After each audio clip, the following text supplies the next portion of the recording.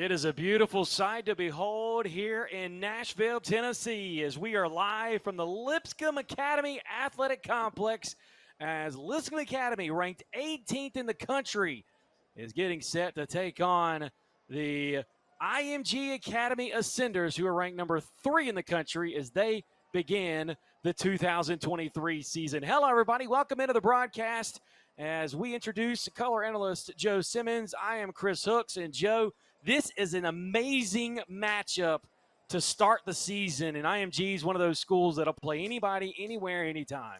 They are, and when two top-tier teams collide, you can expect fireworks. And both of these teams take the field in the open contest. Both of them are looking to ignite the spark that'll get this season off to the start that they're looking for. For accomplishments. You're certainly right there. As again, IMG comes into the contest winners of their last 8.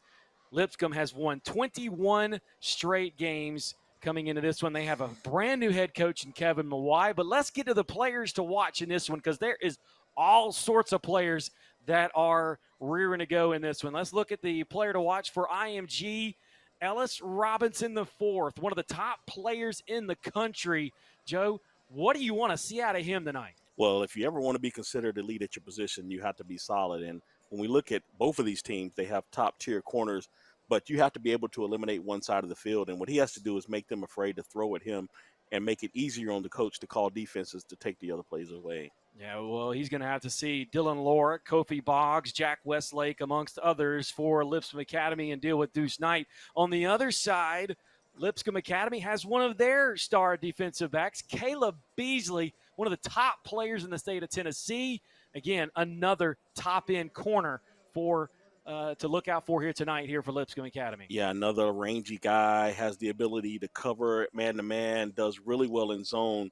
But one of the things you'll have to watch about him is his instincts. He has a habit of getting to the football, and when he gets his hand on it, he can make plays. Yeah, and head coach Kevin Mawai said this is the young man. That's his top dog, and he's going to put him on one of the top receivers in the country, and Donovan Olabade, and we'll see how that matchup all comes out here tonight. We're going to take a timeout. As you can see, the fans here in Nashville are revved up for this one, as we are just about set for kickoff in just about 3 minutes. IMG Lipscomb Academy coming up next here on Flow Sports.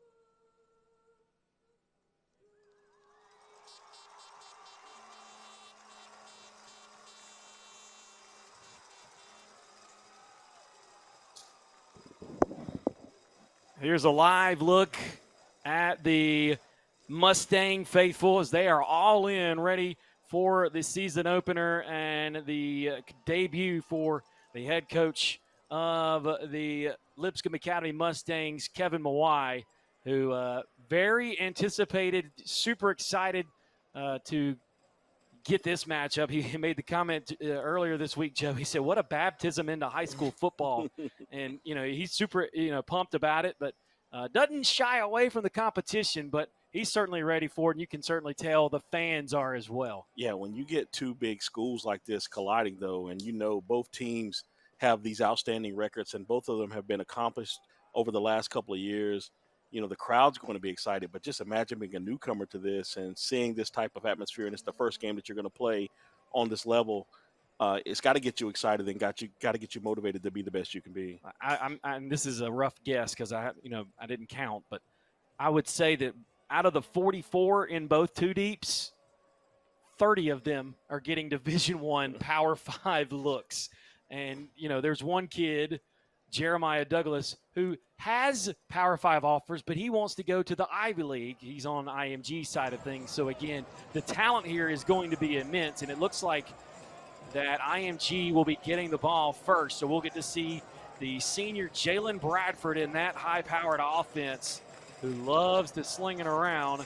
19 touchdowns for him last year as they went 8-1. They lost their first game, a very big upset to Miami Central, but they rolled after that to 8 straight wins to finish 2022 in 8-1 as Lipscomb again went 13-0. UNI actually did their second game of the year, IMG that is, against DeSmet Jesuit, and it was they took all that frustration of the loss out on DeSmet. They did. We prepared for the game, and we saw Miami Central come out, and they did a variety of things that a young IMG team wasn't really ready for. But we saw how they self-corrected, and after they self-corrected, it was no looking back. Yeah, it was quite interesting to see. You will see either Donovan Olabode, Ellis Robinson the fifth, or Jeray Hawkins as the returners in the back. All depending on situations, according to head coach Billy Miller, who had a great time talking with him, and head coach Kevin Mawai. Kevin Mawai actually was trying to recruit my son to come to Lipscomb Academy. Told him they had a hockey program, a state title baseball program, and he said he would get him to love football because my son hadn't played it yet. He's only 8. But we will see. Maybe I'm moving to Nashville, Joe. Leave no stone unturned. I mean, you never know what a kid's possible of developing into. I respect that 100%. I will give my son credit, though. He did use a line from the movie Kicking and Screaming. He asked him if he knew Mike Ditka. You got to use what you got. Here we go. As you can see, crowd on their feet. Not a seat to be had here. Everybody's standing up as IMG and Lipscomb Academy getting set to meet. And you can just hear the atmosphere here. You can feel everything as we are just about set to get 2023 underway here in Nashville, Tennessee. Certainly glad you could join us here on Flow Sports. We'll just let you enjoy this one. And here's Thompson kicking off.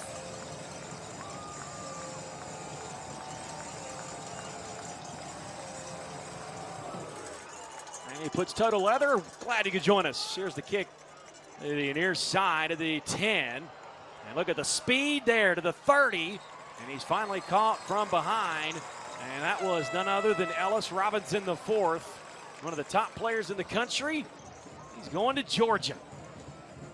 Yeah, you talk about exciting. Ellis Robinson is one of those guys who is exciting, as he was featured as one of our players to watch. And as we have a penalty on the play, IMG's field position is going to be affected. Yeah, you just saw the official putting the hold signal down. And so IMG will start 10 yards from that penalty. So it looks like they'll start at about the 20. And we await for the Tennessee State Athletic Association officials. Now a sideline warning is being offered on also either way. So here comes, they'll start at the 20. Jaden Bradford, the quarterback. with 3 receivers to your near side. Jonathan Eccles, that's the tight end in motion, 4-star recruit. And the first play is a handoff to Jarrett Gibson, the Texas commit. And he is wrapped up for a loss. And there was a host of defenders in there. Chris Thompson, another flag thrown on the play. Chris Thompson, the will linebacker, was the young man that came up, fired up. And we'll see what the call is here. Looked like it might have been a face mask on the tackle as the running back's head got jerked a little bit. And so that'll, I think they picked it up. No, they gave him the 5 yards. He didn't yank him down with it, so they gave him the 5-yard. 5-yard face mask. Moves it to the 24-yard line. And there's the handoff to Gibson again. He gets to the 30. And scuffle already breaking up, a 3rd consecutive flag. Well, you know both of these teams are fired up right now, and that time looked like a little extracurricular by the Lipscomb player as the IMG player was on the ground. I don't know if they caught the second man or what, because I didn't see it all the way through. But it'll be interesting to see how they rule on this one. And again, they'll probably just call it on both sides and then just keep it moving. Could be. But 3 plays and 3 penalties. Yeah, IMG's coming out and trying to establish the line of scrimmage. We saw them do that after the Miami Central game last year, where the next game they came out and they made a clean-cut decision. They were going to run the football and establish themselves up front. So here we go. Let's see what the call is. As the official forgot to turn his mic on last time. Hopefully he will have it on this time. Or a call will be made. And you're going to call on sportsmanlike conduct on both the defense and the offense. Here's what happened after the play. Oh, I could see what that happened there. Jordan Seaton and let's see who that other young man was. It looked like it was Nate Morton who was in on the play that caused the penalty. Either way, it's offsetting. And it's 1st and 10 from the 30. Bradford, ball's tipped away, incomplete.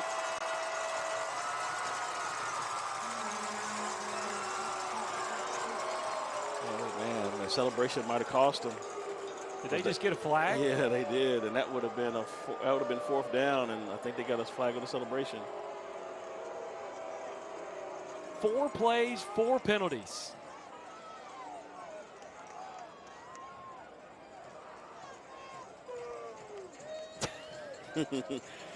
He's busy.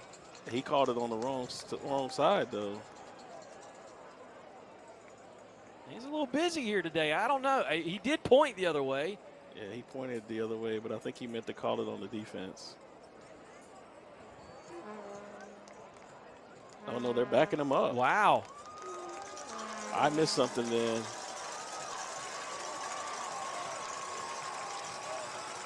Wow, I thought it was because they were celebrating. He threw the flag. I don't think he meant to go that way with it. Maybe something was said. Yeah, he's pointing the other way now. Yeah, he messed that one up. I was, wait a minute, I didn't see anything. Like, why would they be celebrating and they threw an incompletion? Okay, yeah, they got it right now. That's what the offensive lineman had to go to and say, sir, I think you went the wrong way.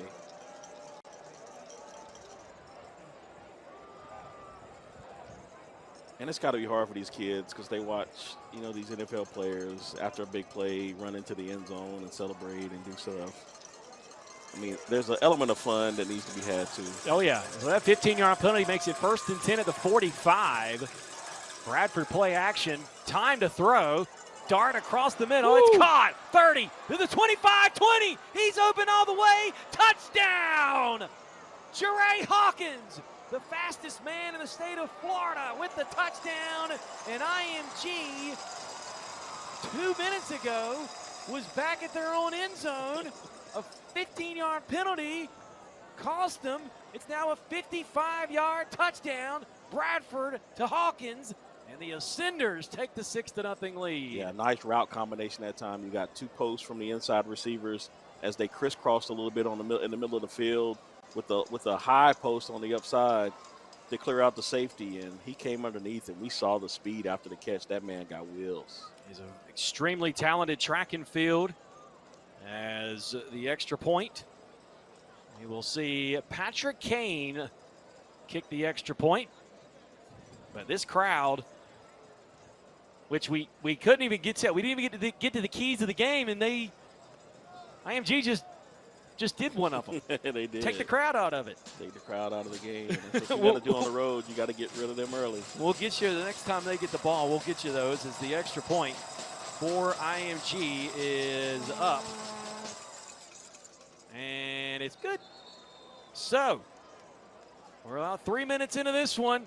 IMG 7, Lipscomb Academy nothing. You're watching Friday Night Football right here on Flo Sports.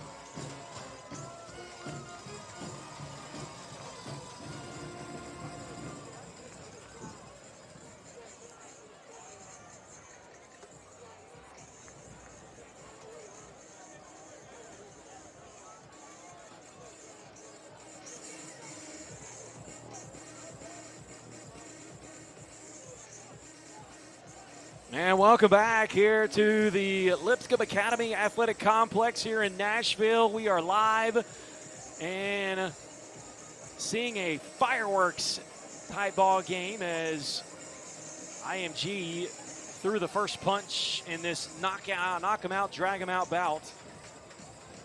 55-yard touchdown to Jeray Hawkins.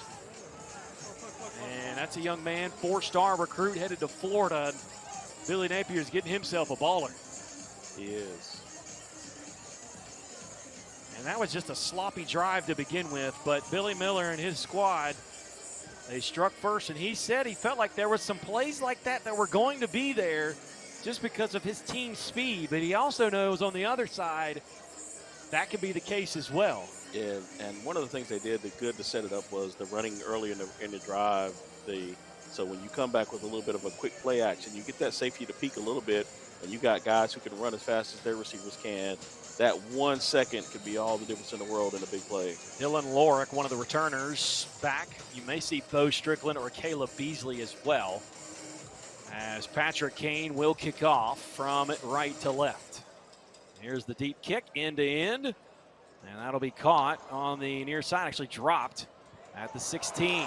He's got a seam. There's no short of fireworks here in this one. It's Dylan Lorick all the way to the 30-yard line. We'll see if there's any flags because there's been one on every play. As Dylan Lorick will start things off at the 30 for the Mustangs as they are off and running. And a great return there by that young man.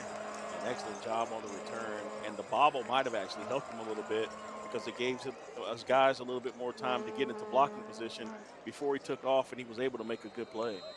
Again, here's the keys of the game for the Lipscomb Academy. Yeah, take those emotions out of the game, let Bradford and company ball out, and try to out-athlete Lipscomb.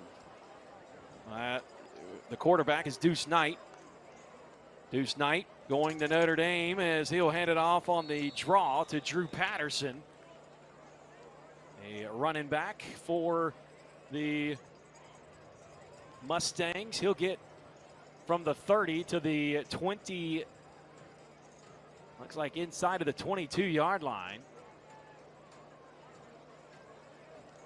So 8 yards on the play. It'll be 2nd down and 2. As Deuce Knight, 6'4", 195 pounds. Number 6 in the country. Number 6 in Tennessee. The 10th best quarterback in the country as Andy Smith in motion. Again, they're going to hand it off to Drew Patterson. He'll maybe get back to the line of scrimmage, if that. He maybe lost some yardage, it looks like. Yeah, IMG actually had a run blitz on to the side the play was going to. So maybe it's a formation tendency they noticed something from last year in their film preparation, but they were ready for that play, and they did a good job of standing up at the line of scrimmage, and now they put Lipscomb in the third and medium opportunity, so we'll see what they dial up on offense. Yeah, so it looks like it's 3rd and 7. As they actually started at the 25. And so here's Knight, the lefty, stepping up in the pocket, and he is wrapped up and brought down.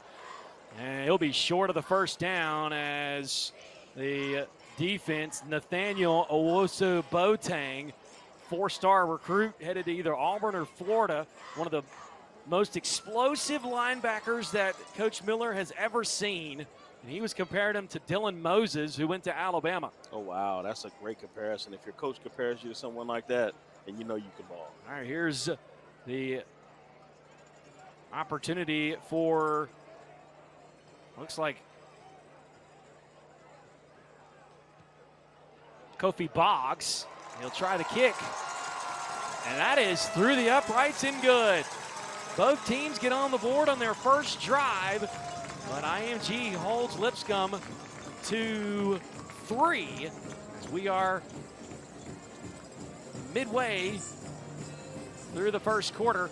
7-3 the score. We'll take a timeout. Back after this.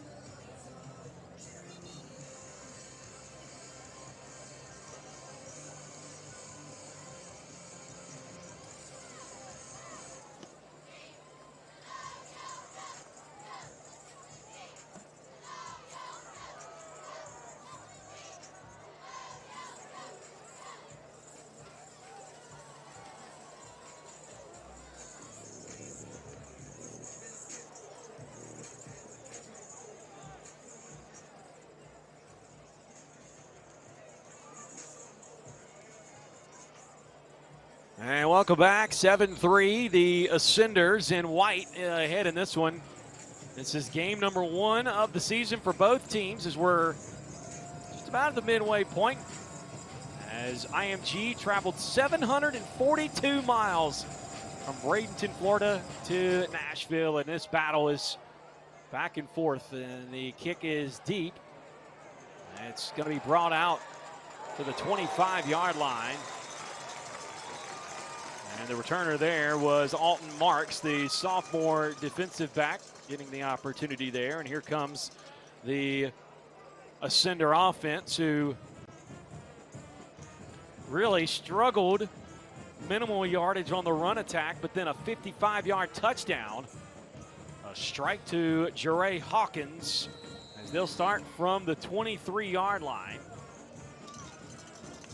You got to suspect you're going to see more of the run offense, though, because that's their bread and butter. They're going to try to pound that ball, control the clock, play good defense, and when those big opportunities present themselves, they don't miss. They probably feel like it's kind of cool here tonight, too, considering how hot it's been in Bradenton as of late.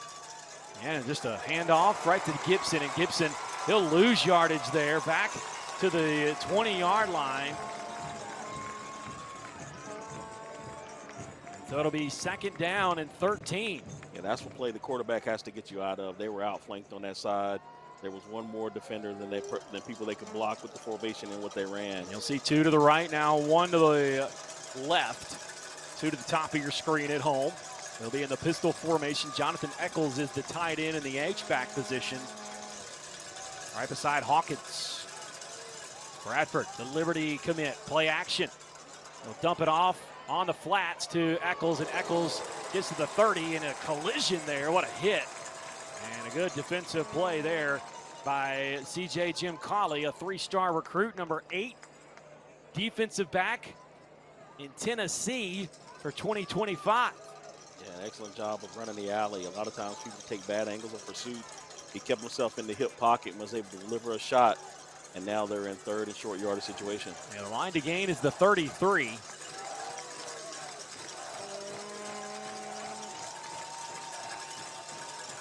Here we go. And that's a fumble as Bradford, maybe a little miscommunication with him and Gibson. And he's able to fall on it, and they'll lose yardage. Looks like back to the, we'll see where they mark it. And here's the other look. Yep, they just miscommunicated. He fell on it right at the 27-yard line. Yeah, he kept it in the running back's pocket a little too long, and the running back says, if you keep it that long, it's mine. And when he tried to pull it, they were fighting each other. And lucky for them, that ball didn't get recovered by Lipscomb. And now they'll send out the punting unit. Joseph Collins has been listed as the punter, at least on the 2 deep. We'll see if he does that here. You may see on the return here. Oh, he's sending them out of the game because of his knee pads. And now somebody else has to come in to kick. And it looks like they're going to send in Patrick Kane to do that. You got to have the right equipment. And we'll see who's back to return the kick, whether it's Strickland, Lorick, or Beasley. As he'll punt from the 14-yard line. And it's not a pretty one. It bounces right to Beasley. Beasley cut down right behind the midfield stripe where he got to the 49. And so that's where the Mustangs will start. Again, you take away that 55-yard play. Now, that's football for you, but you take away that 55-yard play, it's been pretty much a tone set by Lipscomb Academy. It has been. They've played well defensively. They've been in good spots. Their special teams have outplayed IMG up until this point as well with the field goal and the returns. Looks like there was a penalty, and there will be. So they'll move him back to the, it's probably 10 yards back. Back to the 45-yard line, or 5 yards back. So they'll start at the 45 after that penalty. So they'll have it 1st and 10. A little bunch formation to the top of your screen. Deuce Knight, the lefty. He'll hand it off and just met in the backfield immediately. That was none other than Gavin Nix, the 4-star recruit. Committed to Florida, one of the top 25 linebackers in the class of 2025. Both these teams they're all loaded, but the junior class for these teams is unreal. Yeah, both. And IMG had a really young squad last year, and those guys have grown up, and now you see it materializing with the experience now. And there's the pass dumped off in the flats. They read it perfectly as Taylor Lindsay, the defensive end, was there. And that pass is incomplete to Patterson. Yeah, that was a good drop because that was going to end up in another 5 or 6 yard loss. And so it'll be 3rd down. It's like 3rd and about 12. 3rd and 12. Another trips open formation. So they'll be to the near side as Knight back to throw. He's got to step up with it. Now he'll run. He's got plenty of room. He gets the 1st down easily. And as dynamic as we've heard, he made that look really easy, like he was jogging. And he'll move to the 1st down as he'll move the chains. Just taking a look. Yeah, one of the things that made it good, he hitched, but then he stayed square. And you couldn't tell if he was going to throw it when he first stepped up in the pocket. And he saw that it was man coverage, one man to beat it, and he took off. As there's a slant to Lorick, and the pass is incomplete. Yeah, he took a peek up. He thought maybe somebody might be lurking because he saw that it was cover 3 that he was running underneath, and he knew there would be a linebacker sitting there, and it was. That one, taking his eye off the ball, that 1 second cost him the catch.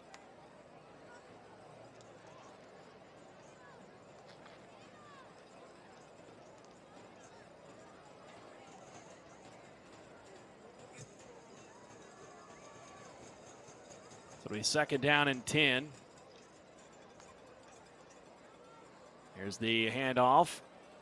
They try to cut up. That's none other than Patterson. And Patterson, again, if you have to do that, they strung him out, and he tried to cut it up, and he could go nowhere. He might have gotten back to the line of scrimmage, if that. Yeah, good gap control defense that time. Their outside end or outside backer, as that time they were in a 3-4 over. The outside backer comes in and sets the edge and does a really good job of setting the edge, and it allowed the linebackers to stay in their gaps and pursue and fill it up, and there wasn't anywhere for the running back to go. And Patterson held to no yards on the play. It'll be second down, or rather third down and 10. And there's the screen attempt there on the flats, and he can't get him there. And that should be third down now. And no, that's going to be fourth down, and the pass incomplete. And they'll send out the punting unit here, as they'll be punting in good field position so they can pin IMG deep here. The second punt of the night for Cole Schumann.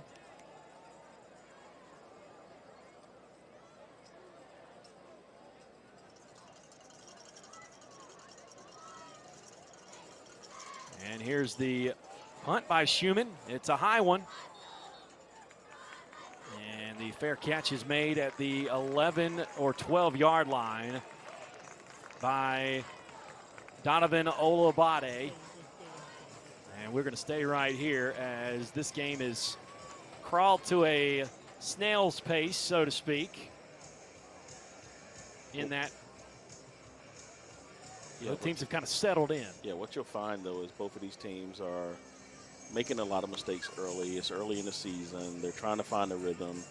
And most of them, all they played in the scrimmages, so they haven't played a lot of consecutive plays. So trying to find that rhythm on offense and defense is going to be a little bit tougher. Typically, you hope for a big play, and IMG's been fortunate enough to have one of those. Lipscomb has yet to find one of those yet. Jarek in motion. They're going to send him out to the flats here, and he is just knocked down immediately. Great defensive play there. Nate Morton. He's listed as the linebacker, more of a jack guy, so he's outside, but he did a tremendous job there of cutting that play off. And that's a loss of 2. Yeah, he's a hybrid type guy. He could be a safety or a linebacker. He does a good job in space, and that time we saw him get underneath the receiver and come up and make a nice tackle. So second and 12. Little stop route to the outside, and that's caught at the 20. That's going to be none other than Jeray Hawkins. 10-yard pass. Make it third down and 2. Down to the final 5 minutes of the quarter. Bradford in the pistol formation, checking things out. Looks over at his offensive coordinator. Crowd certainly getting into it here. Third down and short. Again, hand off to Gibson. He's got a seam, gets the first down, spins out of one tackle, and he'll get just shy of the 30-yard line. I think they'll mark him at the 28. Yeah, excellent job that time of staying with it. He got hit right around the line of scrimmage, spun out of it a little bit, and got downhill to get the extra couple of yards to get the first down. But an excellent job by Lipscomb as well. They were in position. They just were unable to make the tackle at behind the line of scrimmage. So it'll be first and 10 at the 28. Back in the 4-receiver formation. And Santana Alo got a chance to pick up his mouthpiece as it fell out of his mouth. He's one of the offensive linemen. Here's the keeper by Bradford. He'll cut it up. And he is hit after about a 7-yard gain to the 35. Well, a nice job that time of holding it out. We've seen him run that play about 4 or 5 times and give it to the back. That time he pulled it and booted out to the backside and was able to get underneath a good block by the left tackle and pick up positive yards on the play. Again, they'll bring trips to the right side. It's second down and short. Gibson still the back of the backfield to the right. Bradford, quick throw to Olabade. Olabade gets a good block, and he'll get the first down. Good job there by Hawkins as he's out of bounds. And it looks like they're going to mark him at the 30, or rather the 44-yard line, and they will.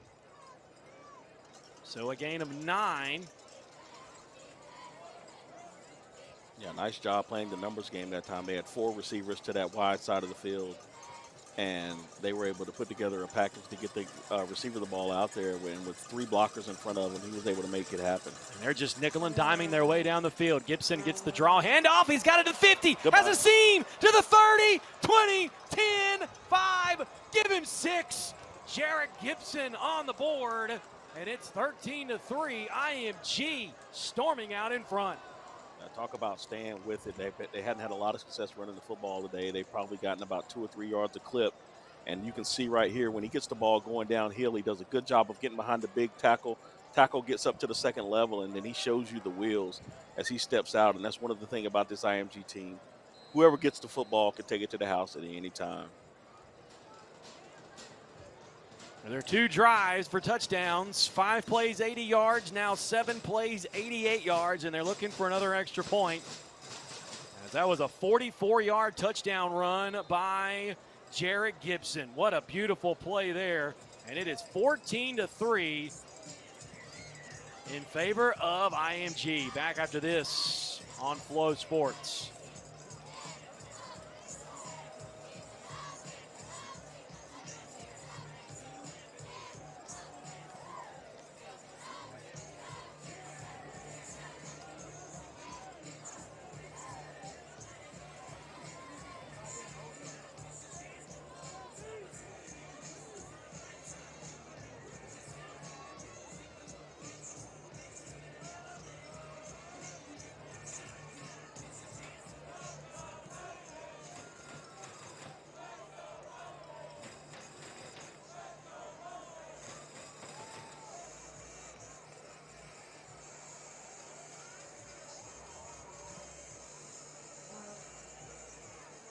Here from Nashville, Joe Simmons, the color analyst. I am Chris Hooks. It's a balmy 82 degrees here tonight in Nashville. Slight wind at 8 miles an hour, 46% humidity. I'm surprised some of the IMG players don't have long sleeves on, Joe. Yeah. 30 degrees difference in the field. And what they felt a couple days ago at practice on their turf. Here's the deep kick. And IMG, again, swallows up the returner, and that's none other than Caleb Beasley. Decent return, gets to the, look like past the 30 to the 32-yard line. See if that's where they put it. Either way, Joe, if you're Lipscomb, you need a touchdown. You do. They need to put some, at least get points on the board, but they need to have some success offensively. They haven't had a lot of success outside of the one good run by the quarterback on the third down play. Other than that, they've been pretty limited in the passing game. They've tried to throw some check downs to the running back, and he's dropped a few. And then some of them have been high passes that wouldn't have netted any yardage anyway. Yeah, check that. It was to the 27. As they'll do a keeper by Deuce Knight. Knight pushed out of bounds after a 3-yard gain.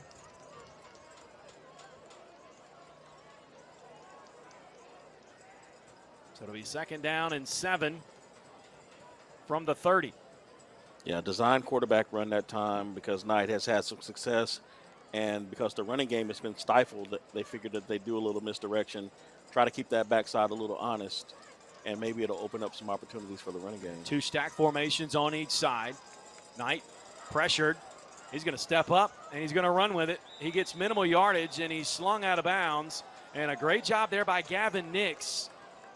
How many times have we seen players just do it, oh, my bad, I didn't mean to, sling him down, but he held up. Yeah, he did a good job. He could have easily turned on him, but he let him go when he pulled him back. And as he started to go down, he kind of tried to hold him up a little bit to keep him from falling and let the referee know that he was trying to help him and not hurt him. So here we go. It's 3rd down, and the line to gain is the 37. They're at the 34. Here's a little slant route to the young man, the slot receiver, Jack Westlake. He gets the 1st down. That's a nice play there as Coach Mawai called him his Julian Edelman type as he gets to the 43-yard line. Yeah, he came in there with no fear that time, running that inside route. A lot of times you know that linebacker is going to be sitting down. Looks like they got a little penalty on the back end of the play, too. And, yep, they're going to add more yards to that. And that moves them into Ascender territory. That must have been of the 15-yard variety all the way to the 43-yard line, 42-yard line. Well, this is the type of drive they needed, and they just need to finish with some points.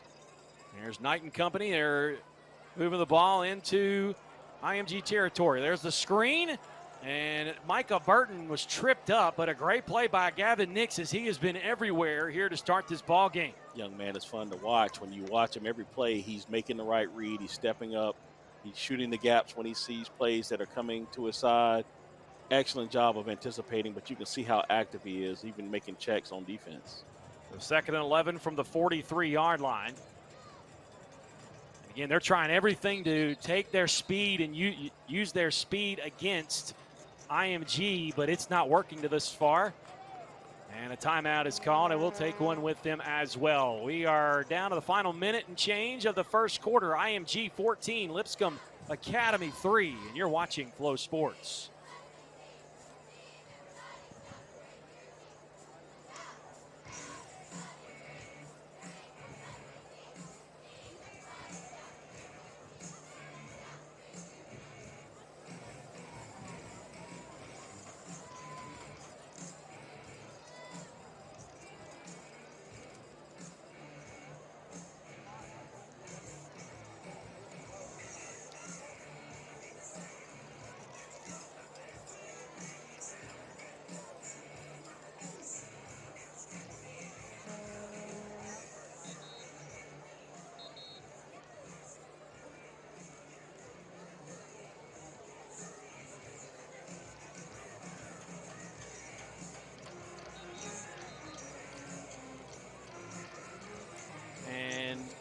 As there will be play number 6 of the drive. And it just seems like IMG has just really had them at arm's length. They'll come out in the pistol formation here as we're down to the final minute, 2nd and 11. And again, jet penetration of the backfield. All the way back. They're going to lose yardage to the 49-yard line. Yeah, you don't want to give IMG an opportunity to put you in long yardage situations, especially when you haven't had a lot of success throwing the football downfield, and they just allowed that. And it was a good timeout by IMG as they didn't have the personnel on the field that they needed for the formation that Lipscomb came out in, and they came back and made an adjustment. And you can see right away that they're going to try to make things tough for Lipscomb in this endeavor. Well, they certainly are. Taylor Lindsay and David Stone are just dominating up front right now.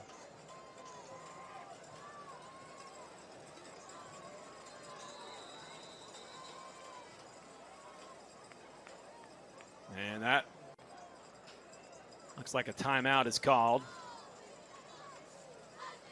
And it will be called by Lipscomb Academy as TJ Lindsay also plays basketball. Again, just the athleticism David Stone is showing. That young man is number 2 defensive lineman in the country. He's actually on commit watch. Next Saturday, he's supposed to announce where he's going. Sweet. Miami, Florida, Michigan State, Oklahoma, or Oregon. Got a lot of good choices on that list. I wouldn't be surprised to see him as a Cane, though. Yeah, they're getting a lot of kids. They've gotten a number of kids from IMG. Offensive lineman last year. Just the opportunity to have people that you know in driving distance, too. 3rd and 17, Knight pressured, and he'll just dump it off. Burton can not get anywhere. He gets back to the original line of scrimmage. I think they'll give him a yard, and it'll be 4th down. An excellent job that time of running the alley, and pretty good play execution as well in a long yardage situation. You're expecting more pressure. It didn't happen, but IMG now in a situation where Lipscomb may want to go for it because of field position. Maybe not a lot to gain with a punt, but they got some time to think about it. No, they do, because it's the end of the first quarter, and IMG leads it 14-3. We'll step aside, take a timeout, come right back. You're watching Flow Sports.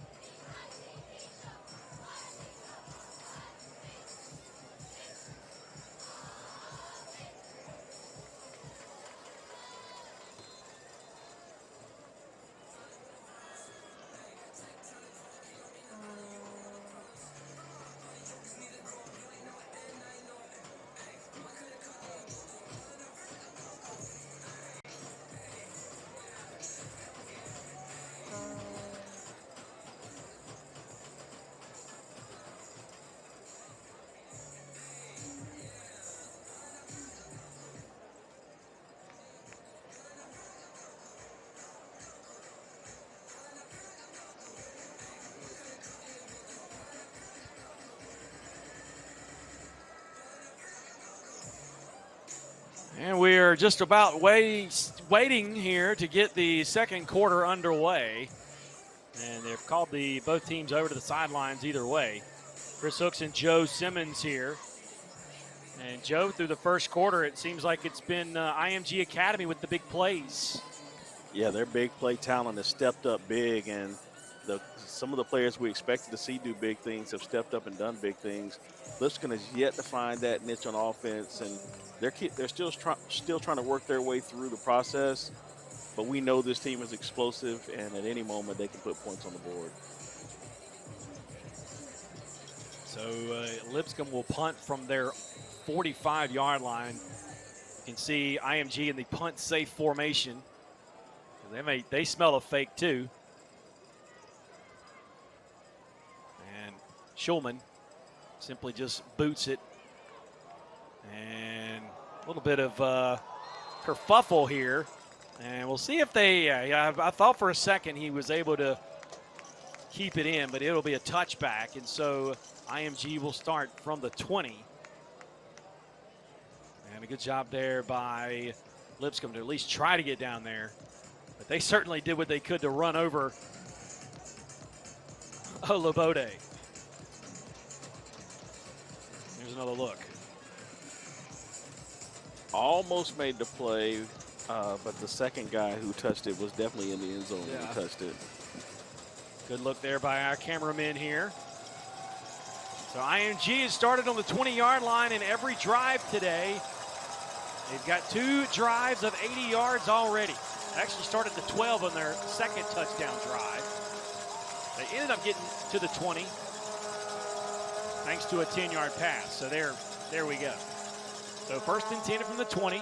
Gibson, already a 40-plus yard run. He'll get a 1-yard run up the gut.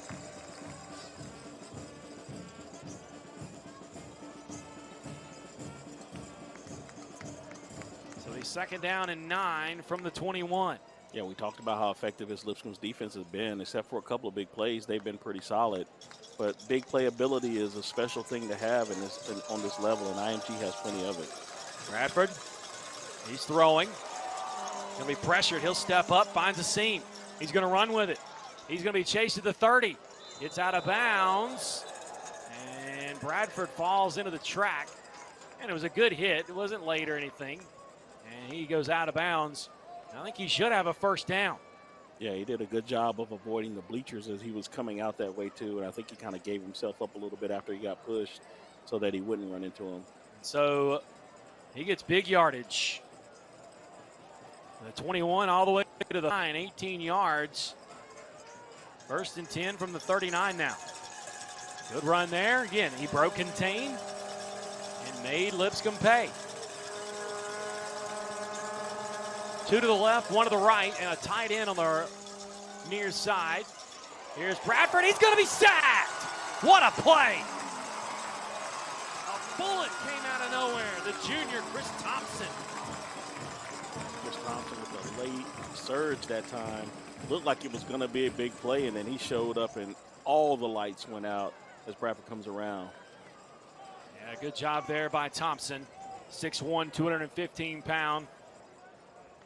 And that was all the way back to the 32-yard line. Loss of 7 on the play. So it'll be 2nd and 17 from the 32. Going from left to right, here's Bradford. A little draw up the middle. Gibson gets most of it back, and then some to the 41-yard line. Yeah, I guess that's the shotgun equivalent of sprint draw, because the quarterback held it, then handed it off. And instead of getting your quarterback scrambling running on those lanes, you give it to a guy who's used to running in those lanes. And we saw the big playability as he picked up about 12 yards on the carry. It's a big play right here, Joe. 3rd and 8 from the 41. They got to get a 3 and out, because this has been the money area for IMG to make big plays. I wouldn't be surprised to see a run called right here as well.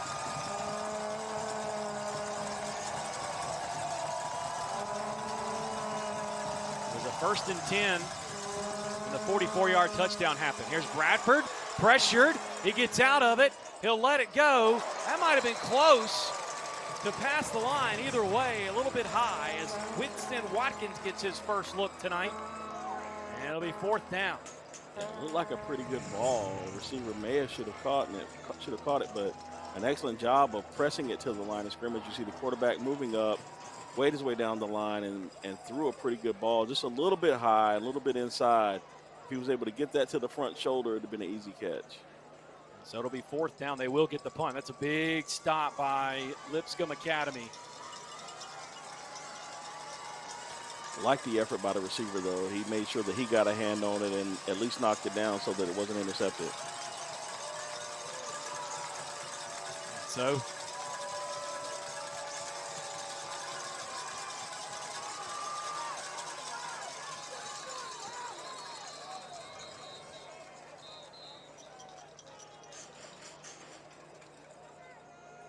false start.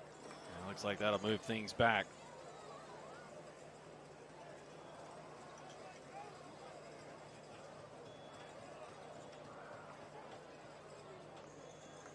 For the lead game.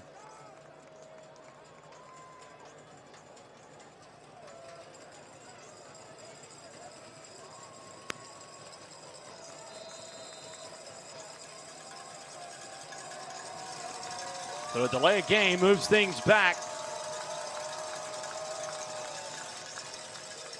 And here's the punt. And that one's shanked out of bounds. Let's see where it went. Here comes the official. I love the walk-up. And it'll be out of bounds at the 41. Yeah, maybe not such a bad thing either, because the defense has played well, but you don't want to give them an opportunity in the return game to make big plays.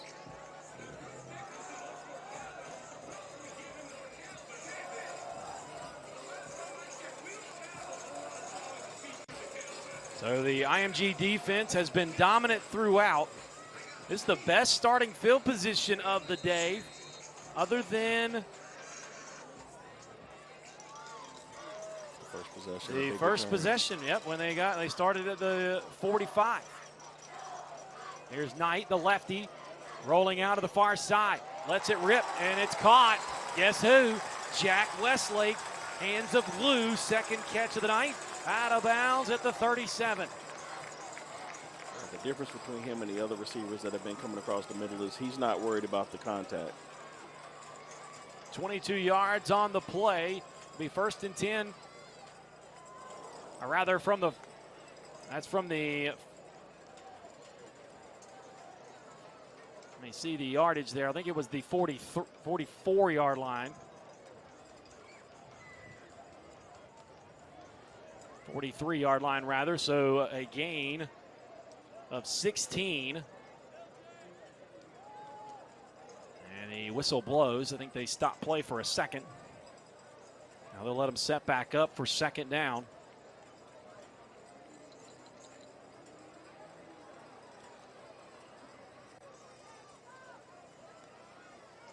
And here comes Knight. He's shuffled around, pump fakes, and he'll just try to slide down. Gets to the 42-yard line, maybe a yard there as he was brought down from behind.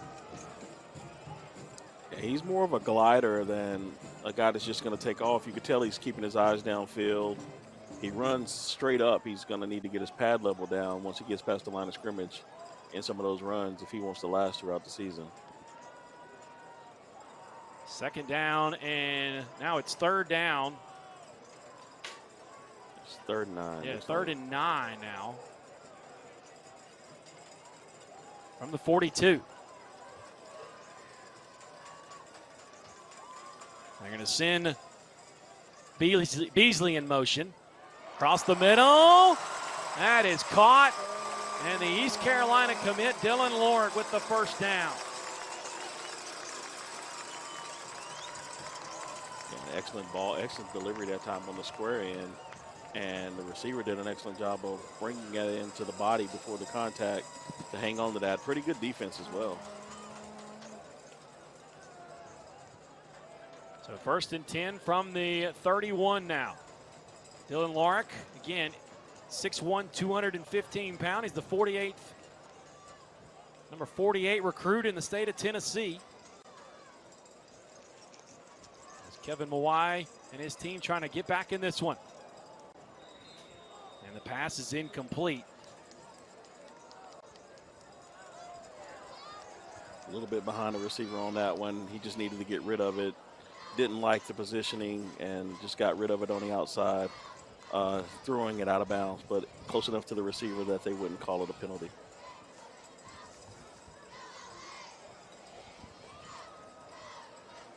So 2nd down and 10. 6th play of the drive. As they'll have 2 receivers, now 3 to the right side. That new receiver's Bo Strickland, an extremely good baseball player. Tim Corbin, the head coach at Vandy, has been watching him. And there's a slant across the middle, a little bit out of the reach of Lork, and it's luckily knocked down incomplete. It'll be 3rd down and 10. Yeah, that was an illegal formation too. All 3 receivers on the top side were in the backfield. So there were at least 5 men in the backfield, but it wasn't called.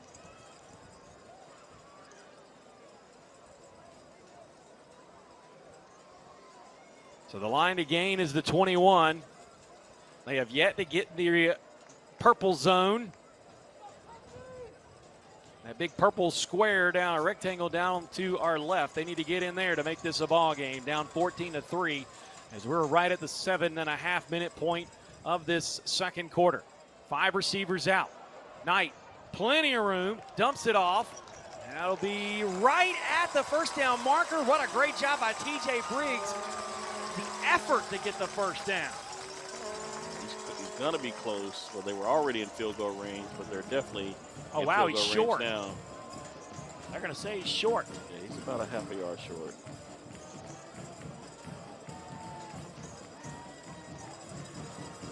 So they mark him down to the 22.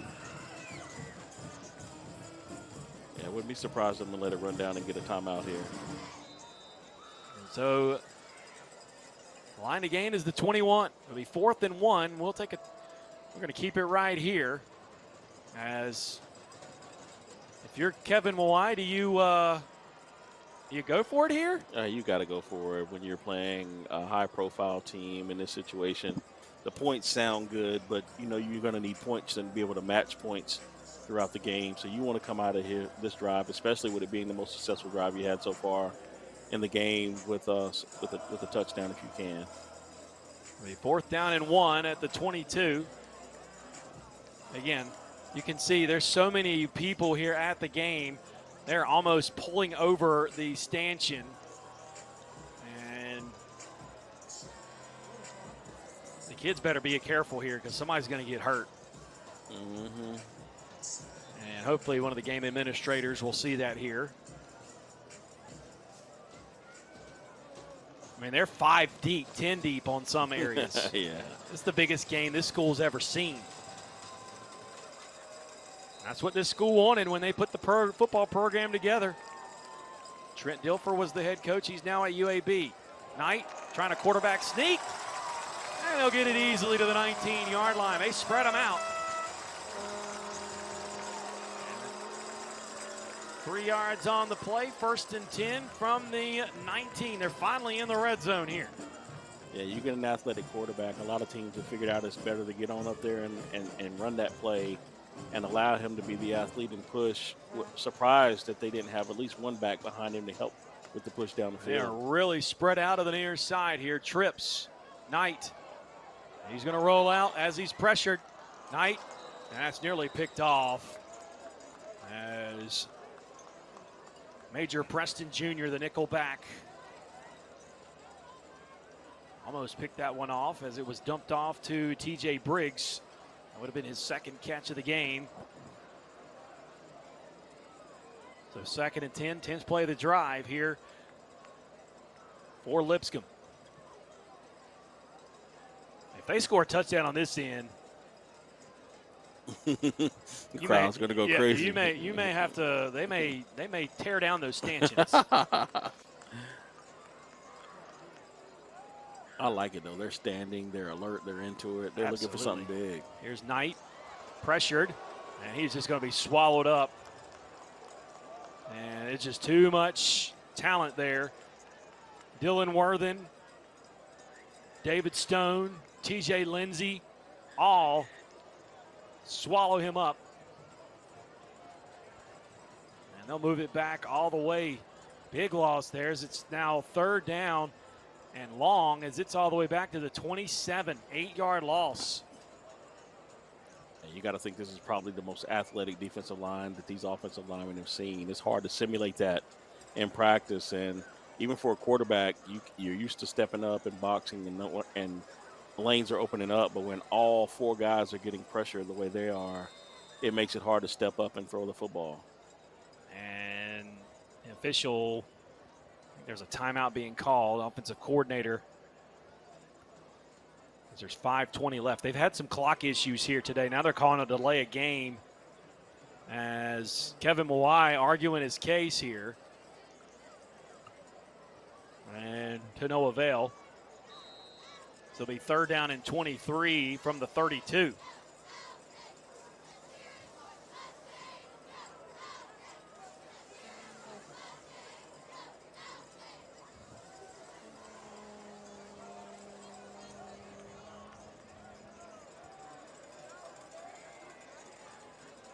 So they got to get to the 10-yard line. 23 yards. And another whistle blows. Delay a game again, I think.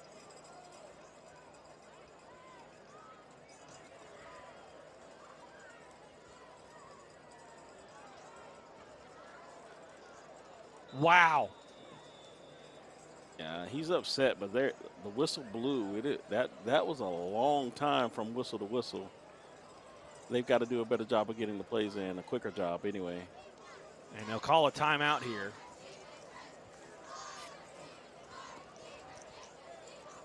And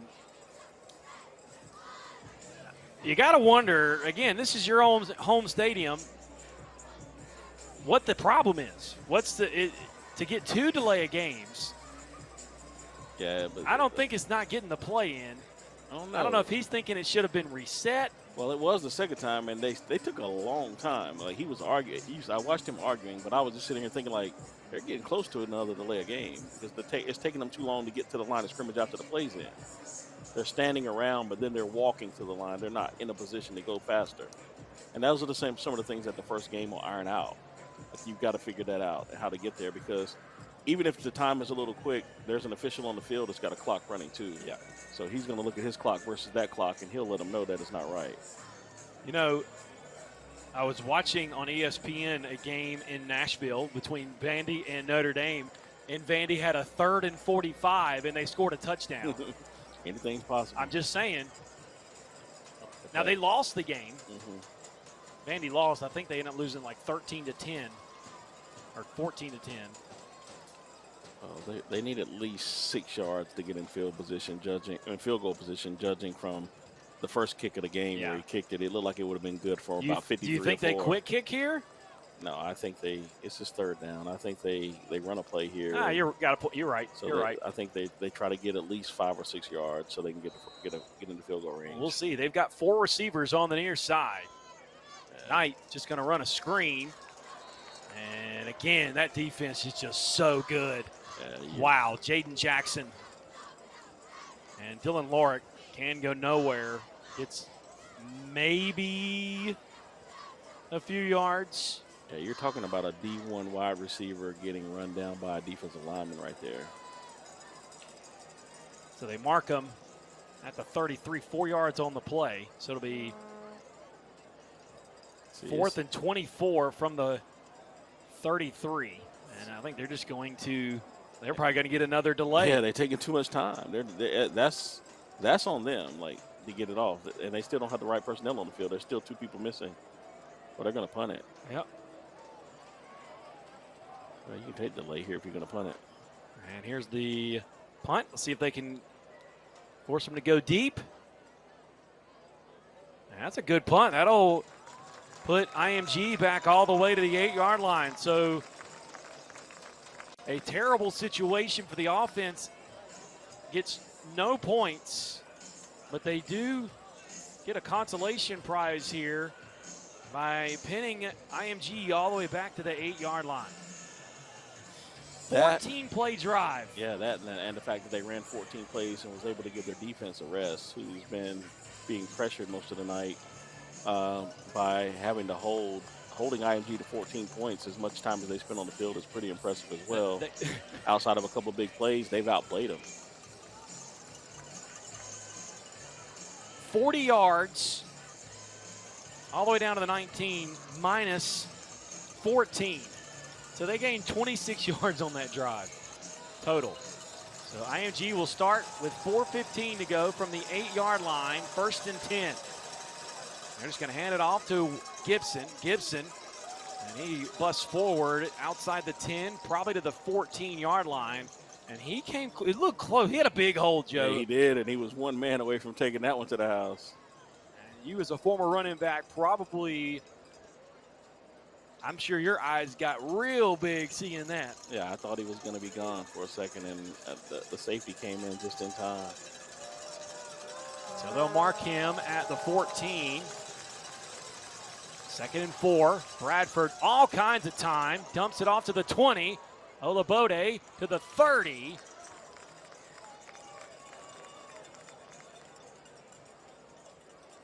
So a 1st down. They're just going to move those chains. 1st and 10 now from the 30. Olabode, one of the top receivers on this team, taking the place of Carnell Tate, who went to Ohio State and is tearing it up there. Olabode, a junior. Arizona, Colorado, Florida, Georgia, and Georgia Tech trying to fight for this 3-star recruit. Gibson being very patient. Breaks one tackle. Spins out of another. And gets all the way to the 32-yard line. That was a magical run for 2 yards. It really was. He was in a situation where it was going to be a 3 or 4 yard loss, and he turned it into 2 yards with excellent athleticism. And Gibson, we haven't seen a lot of Anthony Rogers or Tyson Park. It's been Jarrett Gibson, who ran for 600-plus yards last year. You see Winston Watkins, the Colorado commit, 4-star. Want to play for Coach Prime. They're going to send the tight end in motion. That's Brady Correll. And Watkins across the middle. And he gets a minimal gain on 2nd and short. 2nd and 8, rather. Might have been 2 yards. I think they gave him to the 34. And they will. It'll be 3rd down and 6 from the 34. And it's another big 3rd down for this IMG offense. And Lipscomb trying to keep their fans in this one. You can see the defense getting set. Here's Bradford on 3rd down. Dump it straight across the seam, right down the seam to Olabode for the 1st down.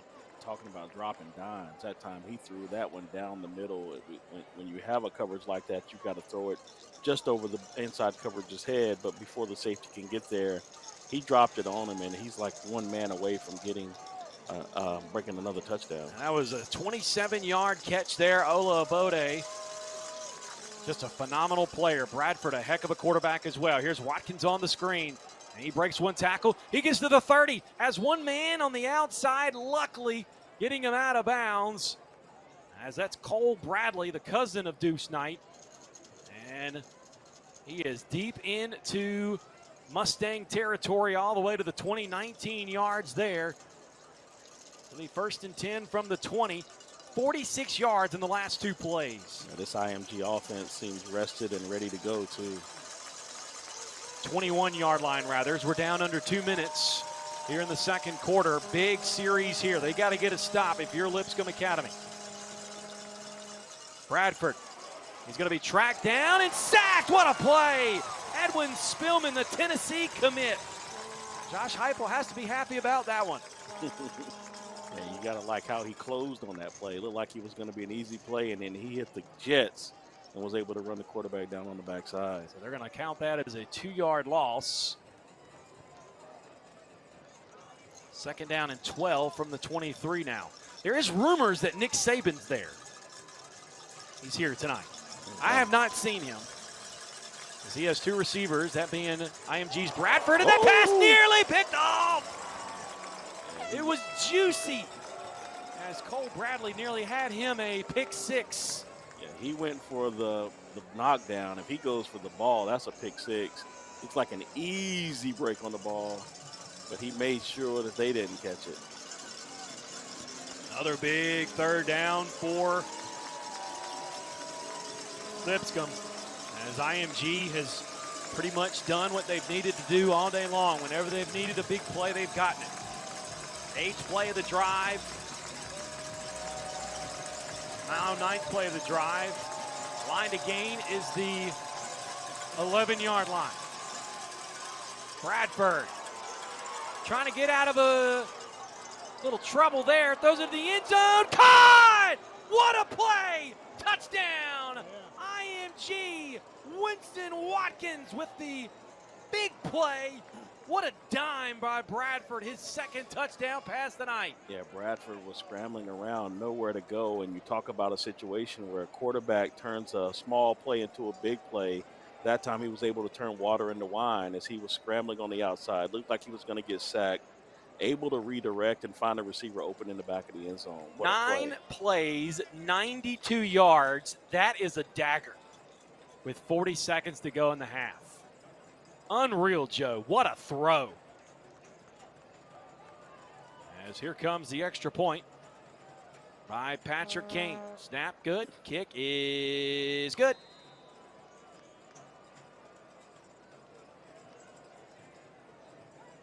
Well, things just got different now as we take a look at the replay. The quarterback steps up, nowhere to go. He's dead to rights right there. Does a good job of getting outside the pocket, throwing, running to his left, not able to set his feet, but still able to drop a dime into the receiver in the corner of the end zone. Yeah, that was unreal. CJ Jim Colley just got beat on that one. It reminds you of the young man you were watching play a preseason game, Bryce Young. Yeah. Remember him against Texas last year making a play very similar? Yeah, very similar to that. That young man, Liberty is going to love him.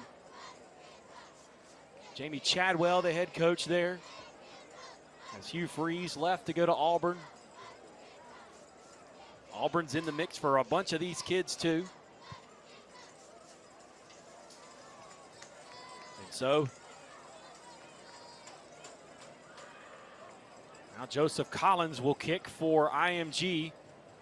As that touchdown, that's a big one. And for them, they're the number 3 team in the country, IMG, and you're seeing why.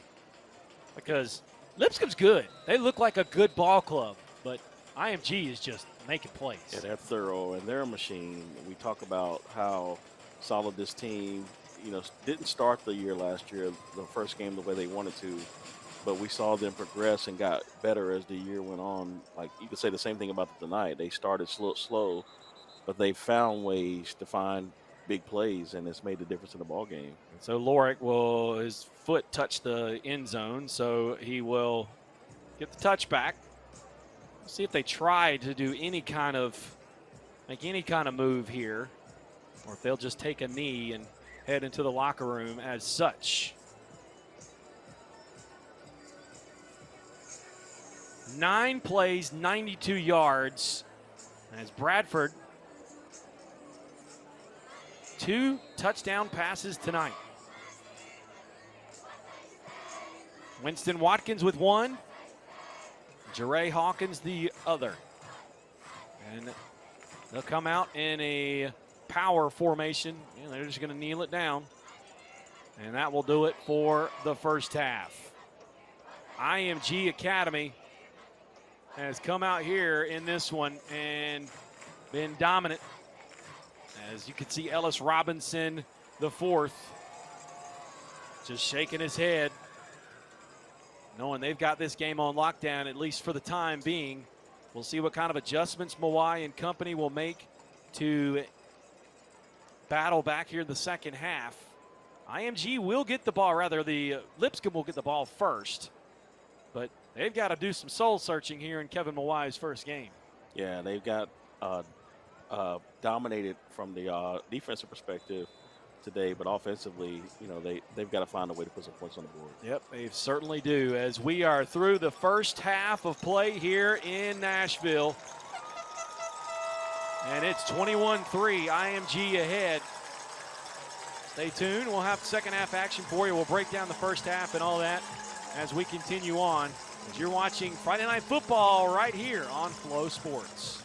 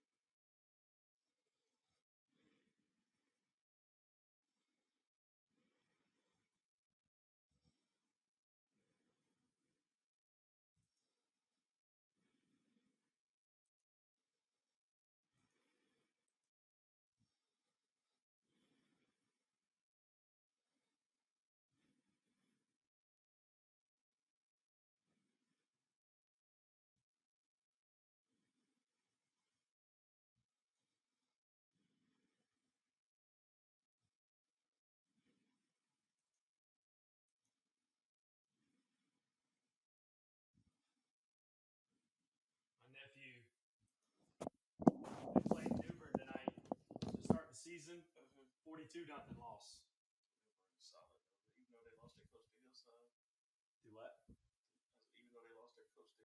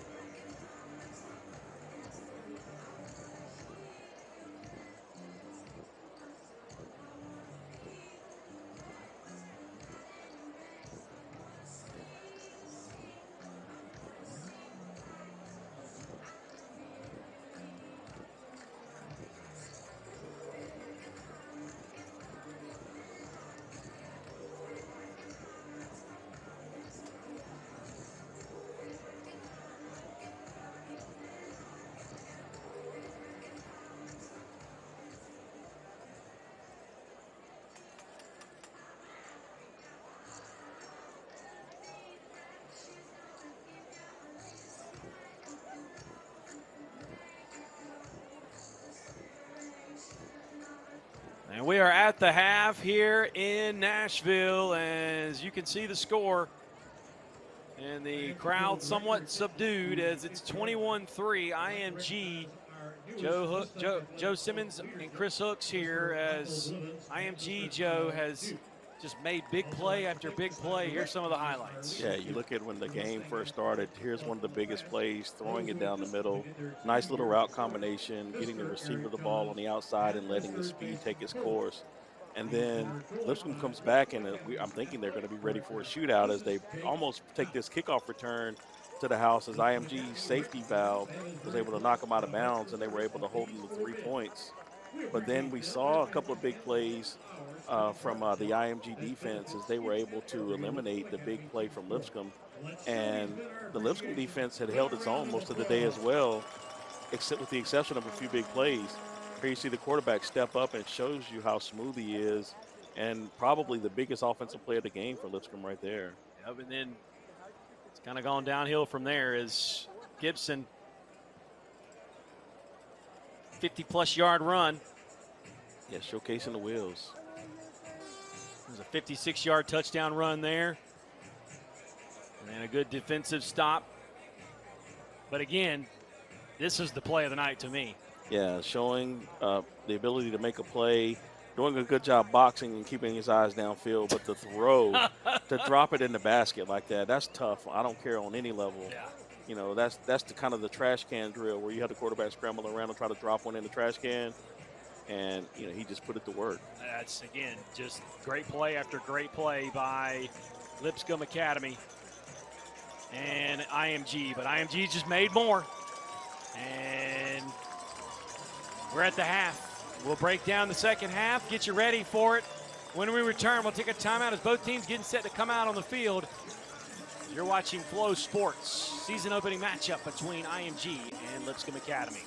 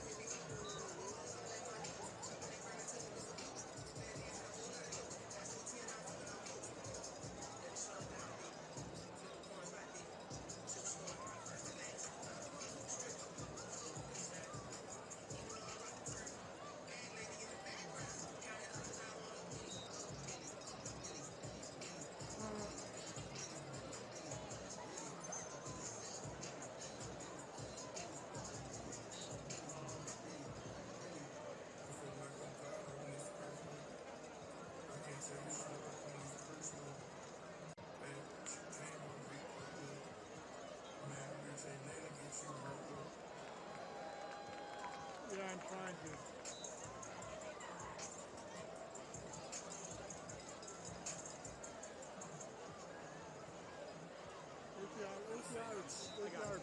It's in manual, but where the fuck is the ring? Oh, there it is.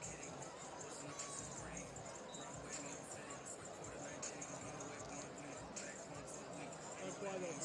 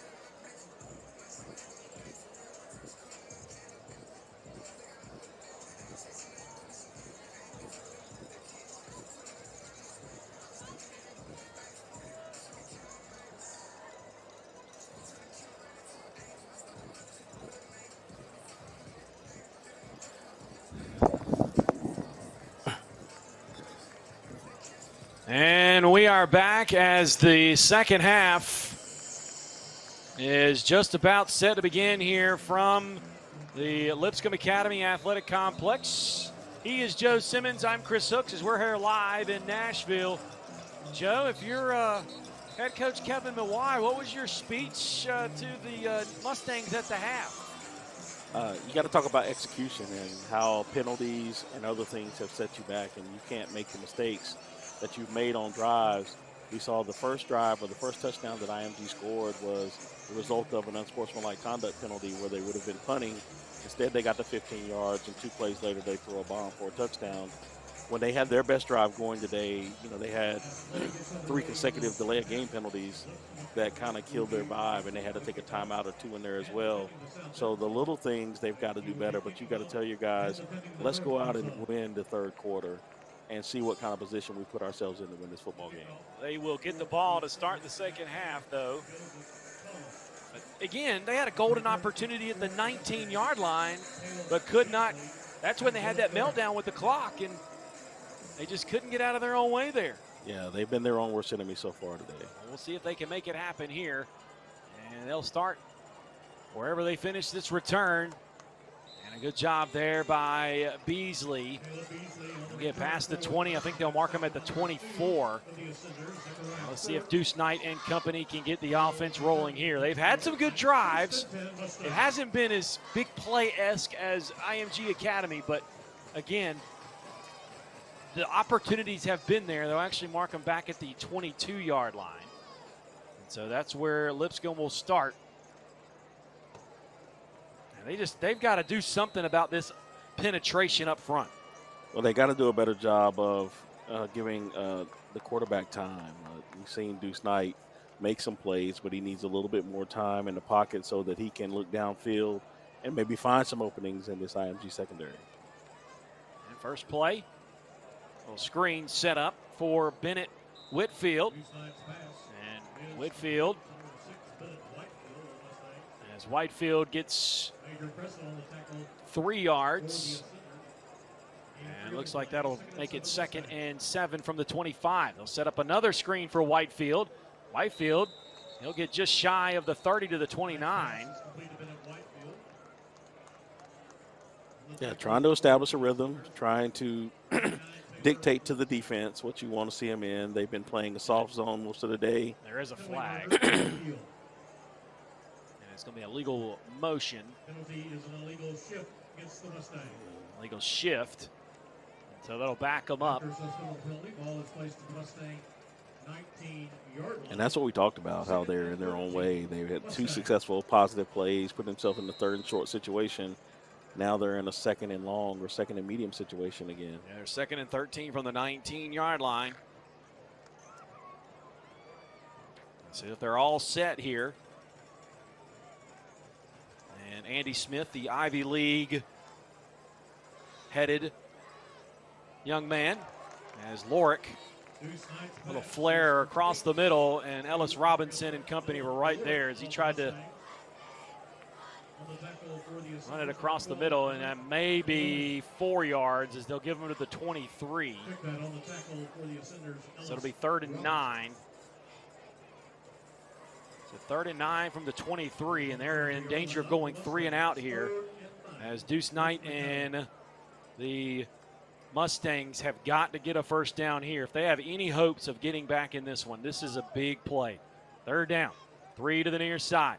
Knight pressured. He's just going to dump it off, and it's knocked out of bounds off the hands of Patterson, and they will be forced to punt as that defense was swarming all over. And again, the DBs, as good as they are, they just could not get the receivers open.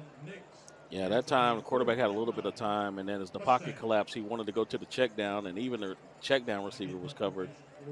Fortunate for them that that ball wasn't tipped up and intercepted as it went off the shoulder pads and bounced out of bounds. Knight and Patterson have had their issues trying to complete passes in the backfield as Schulman will come on to punt. He's done a good job punting. That's a rocket, and that'll bounce. That's a good bounce. That's going to be picked up by Ellis Robinson to the 30, to the 40, and he gets all the way to midfield. There's a flag thrown at the last minute. Looks like we have a block in the back, and they'll mark him out at the 49-yard line. Let's see what the flag is. And penalty marker on the field.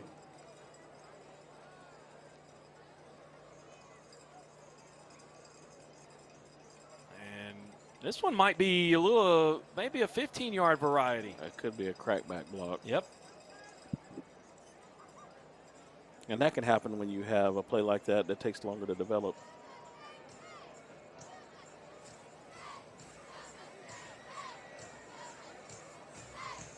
And block in the back.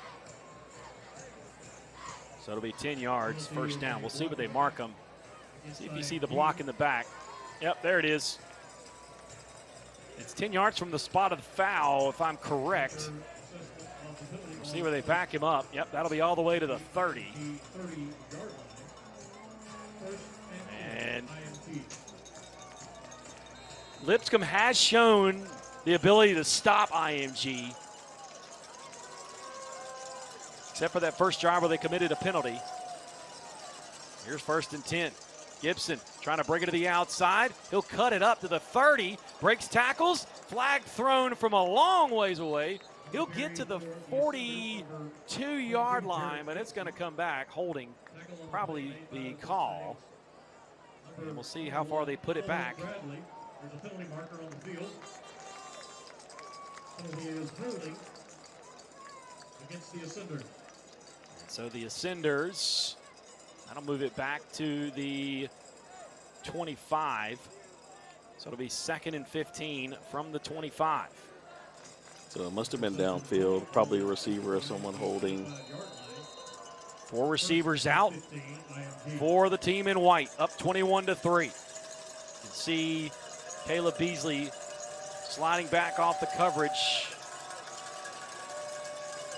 Looks like they're in a little bit of a cover 2 look here. Bradford just a handoff to the far side. Gibson, and he's able to keep himself up, but I don't think he got back to the current line of scrimmage, and his helmet came off, and then a flag is thrown, and that might be on Lipscomb, or rather IMG.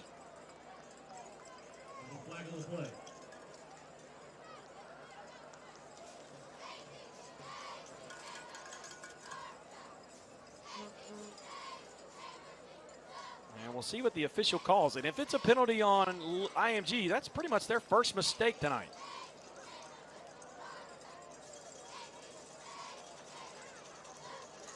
Yep, that'll be a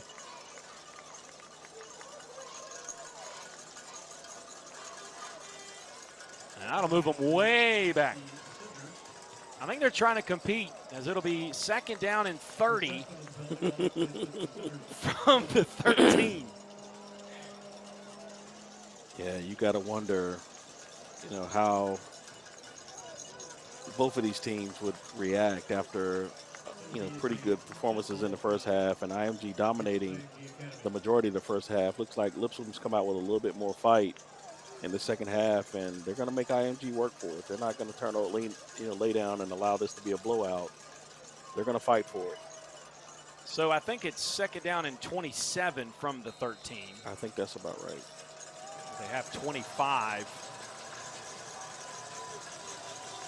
The original line of scrimmage was the 30. So either way, it's a long ways to go. Second down, Gibson. Actually, he's out of the play. They had to bring in Anthony Rogers, the #1 running back in the country of 2025. It just tells you how good this team is. This is a junior running back already committed to Alabama, and that's his first carry tonight.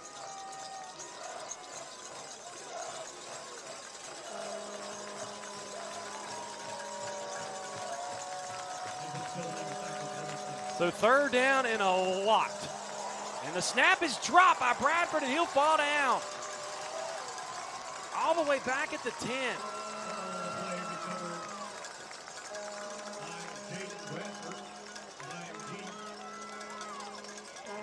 Here you see not really anticipating the snap, and it was a little bit outside, and a good job by Lipscomb of making sure they got pressure up the field, but he did a better job of getting on the football and not allowing it to turn into an even bigger play. But now Lipscomb has the opportunity to get good field position and see if they can make something happen offensively.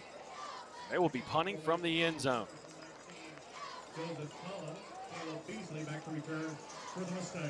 So Caleb Beasley will return as Schulman will punt from the end zone. If there was a golden opportunity to make a play, it's it right here, and it looks like a timeout's going to get called here. It'd be funny if the play clock reset. I'm just kidding. And a delay again. That's not funny.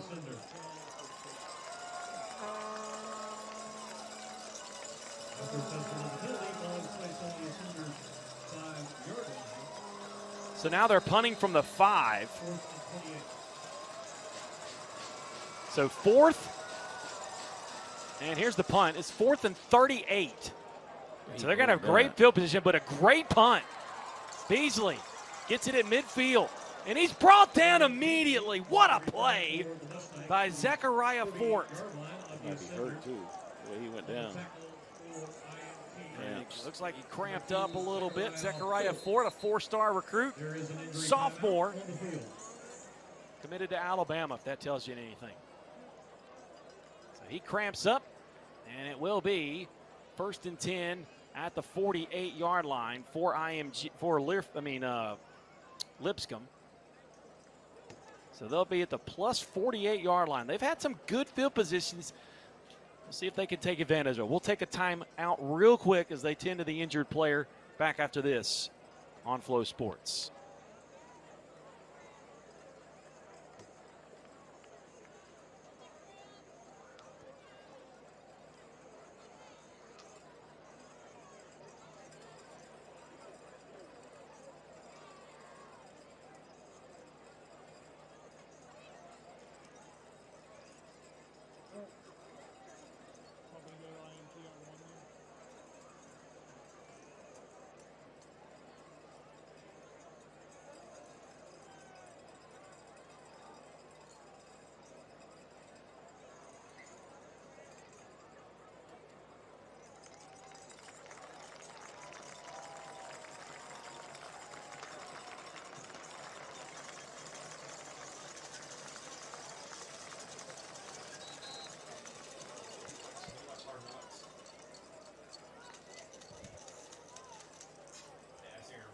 Resumes after the injury timeout. Ball's at the Cinders 48-yard line. 1st and 10. Lipscomb Academy.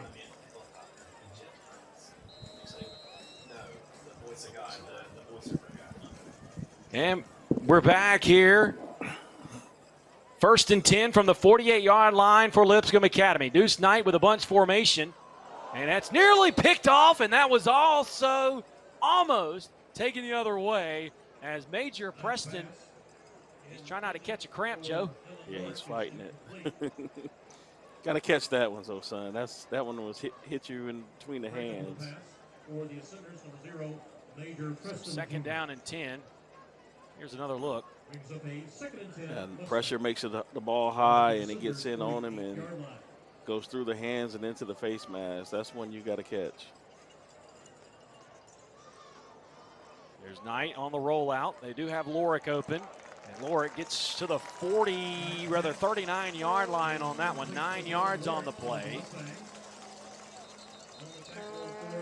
39-yard line. And there's Preston, Major Preston. There's his body saying, all right, now I'm going to cramp up on you. Yeah, he was fighting it. He should have gone out and got some hydration. But once you get to the point you're starting to cramp, like all the water in the world is not going to save you. Not at that point. Yeah, you've already reached that point. The muscles are going to start spasming on you and failing you. Again, I was nowhere near the player that you were, but I only had one cramp ever, and it was on a kickoff return in the middle of it. I got sniped. That would be the worst feeling, riding home on a long bus ride when you've got 13 or 14 hours to ride back after a game, and them cramps set in, and that's the worst feeling in the world because you can't get up and walk it out on that bus. You got to sit there and just take it. We've seen it in our travels. Well, speaking of travels, listen to this, Joe. So IMG starts the season, obviously here tonight against Lipscomb, the 18th ranked team of the country. Next week, they go to Philadelphia to take on St. Joe's, a program we know very well, thanks to Flow Sports. Tim Roken, amazing coach to work with. Then they go to Indianapolis to take on Ben Davis, another top-ranked program. Then they go to Cleveland to take on Glenville High School, Ted Ginn, that whole family. So for their first 4 games that they are traveling, they're playing the number 1 team in their state, in each state. They are traveling 3,973.9 miles. Wow. The longest trip is to Cleveland, 1,125 miles. I think they're flying. Oh, I'm definitely sure they're flying. As it's 3rd and 1 here. And I don't think he got it, Joe. I think so he's either. short, as the handoff was to Micah Burton. Yeah, I think he's going to be short, but hopefully all those kids have their own accounts with the airline so they can rack up those frequent flyer points. Oh, you know somebody at IMG's racking those things up. The travel coordinator. It's a lot of miles. And so it'll be 4th and short. It just seems like nothing that IMG or nothing that Lipscomb is doing, just, again, every inch they're having to fight for, and that's just too much effort. They are. And they're well short there. Well, last time they spread them out and ran a quarterback sneak, and as athletic as they are up front and with the quarterback they have, I suspect we'll see that again. And this was billed as one of the top games of the night.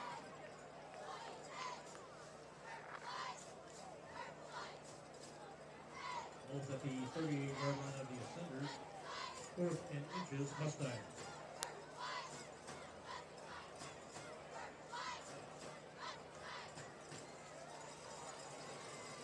St. Francis of Baltimore against Buford. Buford up 15-0 in that one. That was the other ballyhooed game.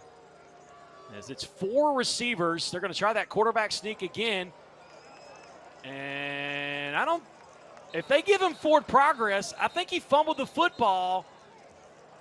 If they give him the extension of the football, that's a first down. Yeah, he should have stayed with that. Once he pulled it back and ran backwards, though, he lost that. And I don't think he got it, Joe. I think they're going to have a turnover on downs. Yeah, I think you're correct.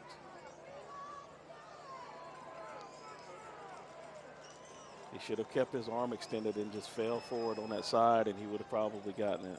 Wow. Great defense there by IMG. Deuce Knight, again, that's a football IQ play. Here's a look. Watch. Yeah, here you see he's stuck right here, and he reaches out. And then when he goes the other way, he loses that progress. Was he down then? See, I didn't see if he was down.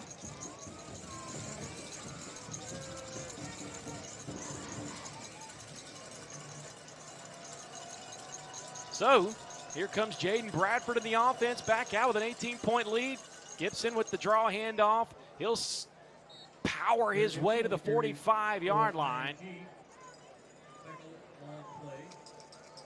So 4 plays and out there.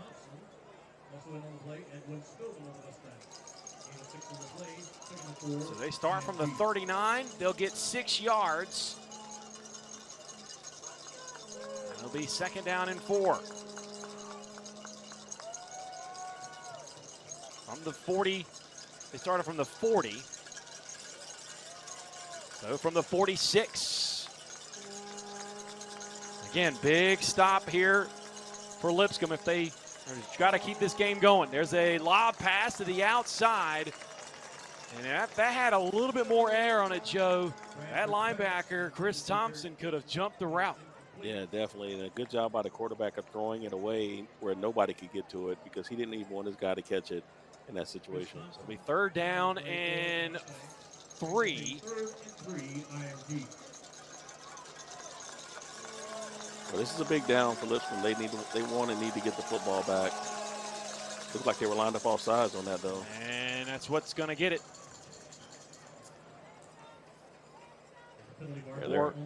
They're having trouble getting out of their own way still. The little plays that you make in the first game that hurt you, they've all bitten them badly today.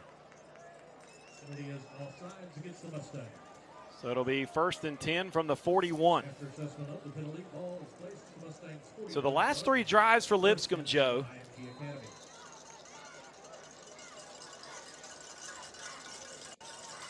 "14 plays, no points.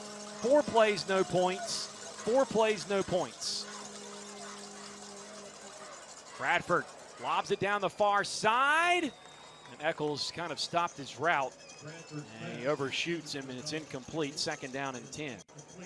Well, there wasn't a lot of room left on the sideline, so I think he thought that he should have squatted in that situation. And he might be cramping up a little bit, too. Jonathan Eccles, 4-star recruit. You may see Connor Adair come in at tight end. Or Brady Corral, rather. As Jarrett Gibson back in at running back. 2nd down and 10. From the 49, Gibson, look at him go. 30, 20, 10, 1 man to beat, touchdown. 49-yard touchdown run for Jarrett Gibson. His 2nd of the night. Really smooth, too, that time. Showed you the ability to make one cut and then get vertical. Not something you see a lot of high school running backs. A lot of times you see him run real wide and then get upfield. He made that one cut, got a shoulder pass back square, and got vertical like he's supposed to, and nobody could catch him. Well, IMG is just pulling all the stops out here tonight as they are up 27-3 after a 6-play, 61-yard drive. Here's the extra point, and it is good. So, here's another look, Joe. Yeah, gets the ball inside, makes the cut outside, and gets shoulder pass back square, hash numbers boundary, all the way to the end zone, and nobody's catching that young man. Bo Strickland tried to run him down, but it was to no avail. I think people are heading to the door. Yep. And let's take a timeout here. 28-3, IMG on top.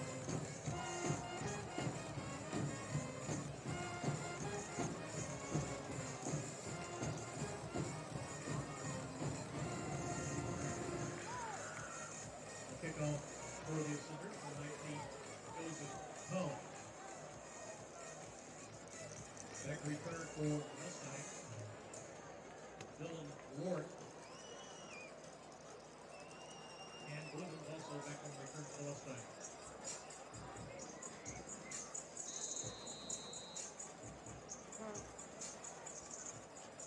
IMG to kick it off.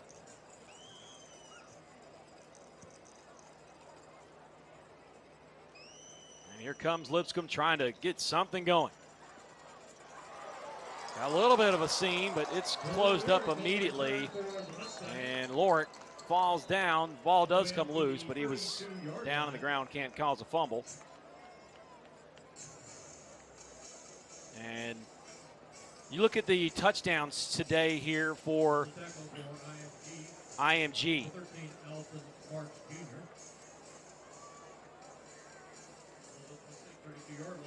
It was a 55-yard touchdown pass, a 56-yard run, a 23-yard touchdown pass. That was the shortest one of the day. Here's Knight, the lefty, rolling out. Has Lort, 40. It's inside the 45, up to the 47-yard line. Nice little route combination that time. They had a corner route on the inside with a curl on the outside and put the cover 3 cornerback in a bind, and they were able to work it underneath, which is a good route combination to get the quarterback going. Penalty mark will be offsides on the defense here. That's a gain of 12 on the play.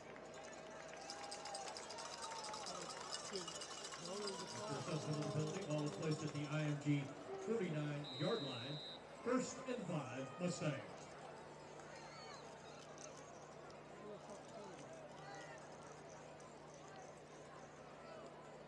So the third play here. 1st and 5 from the 49. He didn't jump there. He got lucky. As Deuce Knight will change the play. 2 to the left, now 2 to the right, 1 to the right side of Knight. And he lofts that up, and that was nearly picked off by Owosu Boateng. And that one, there was no pop on that pass whatsoever. It was nearly taken back. Yeah, another opportunity for a big-time play that what didn't happen, and you know these defenders got to take advantage of these opportunities. Good pressure up on the quarterback on the inside. He's in prime position, almost runs the route for the receiver, and just unable to hold on to it. But it was almost like he was looking at making the wrong read. And here's Knight dropping it off on 2nd and 5, and that'll be enough for a first down as Micah Burton carries the tackler inside the 40, close to the 35. Yeah, strong catch and run that time on the outside as Burton was able to pull it in. Looked like he was going to go out of bounds, and he's able to put the defender on his back and take him for a little $5 Uber ride. And now they've got a first down opportunity. 1st and 10 at the 36. Knight will dump it off, but he missed the target there, and that's incomplete, and it was meant for Andy Smith. Yeah, Knight's got to do a better job with his footwork. That time he didn't have his shoulders pointing at the target, and when he tried to make the throw, the ball just floated on him because he wasn't in a good position. He's got to snap those hips around and make that throw and drop it in the bucket. You can see at the bottom of the screen the play charts. I always think those are funny. They need to do a little bit harder paper. Yeah, they got the little flimsy board, Yeah. and it's flying all over the place. Oh, yeah, it's hard to hold up. Here we go, 2nd down and 10 after that pass was incomplete. Now here's Knight again, 5 receivers. Little stop route to Lorick. Lorick spun down after a gain to the 33-yard line. Right there, you see what kind of ball he can throw when he does get those feet set. He has an incredible release, and the ball gets out quick. Only 3 yards on the play. It'll be 3rd down and 7.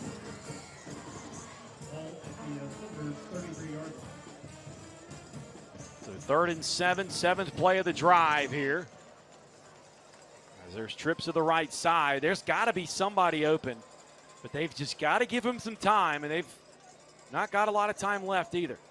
Knight stepping up, getting blocks. He'll get the first down, and he'll extend the football out of bounds. We'll see if they give him that as he gets inside the 30 all the way to the 26. So 7 yards on the play. 1st and 10 from the 26 now.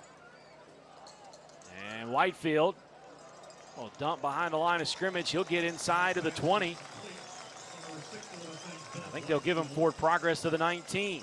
Yeah, they're working a little fast. I think they found something they like defensively.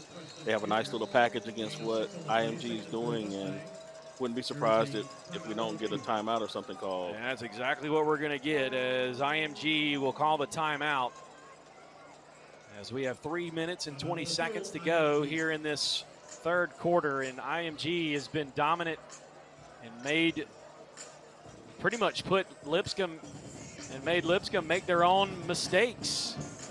The first touchdown drive, they got out 3 and out. They just committed a penalty. Yeah. And after that, 56-yard touchdown, or actually 44-yard touchdown pass.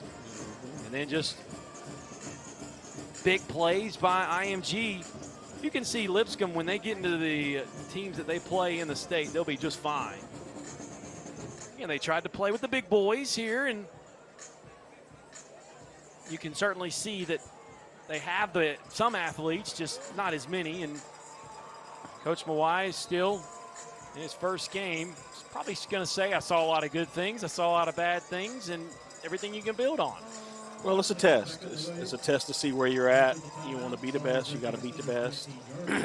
And his guys, like, everything they see after this is going to seem a little bit easier. So Michael Burton now in the backfield a little bit more often as Knight to Westlake. Westlake out of bounds at the 16. That might be enough for a first down. It will.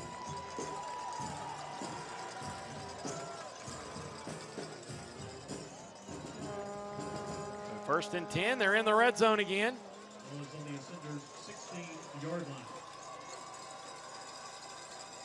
They're just taking what they can get. Now they see if they can get Caleb Beasley open here.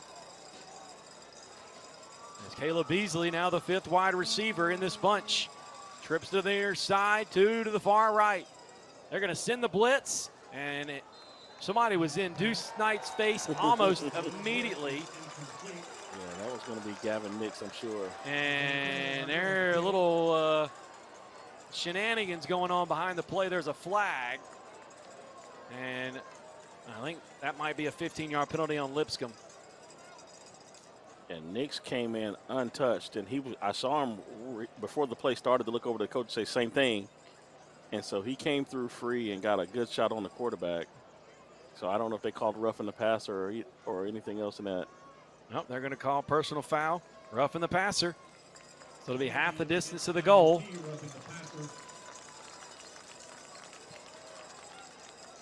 First and 10 from the 8-yard line.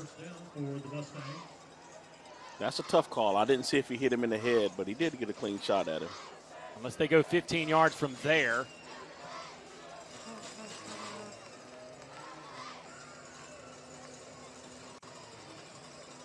I don't understand that.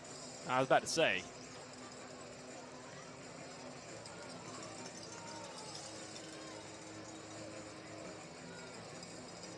It's half the distance from the goal, right? It should be at the 8-yard line, and it will be. So first and goal from the 8-yard line. It's the best field position, best drive at least. Gotten down to the 8.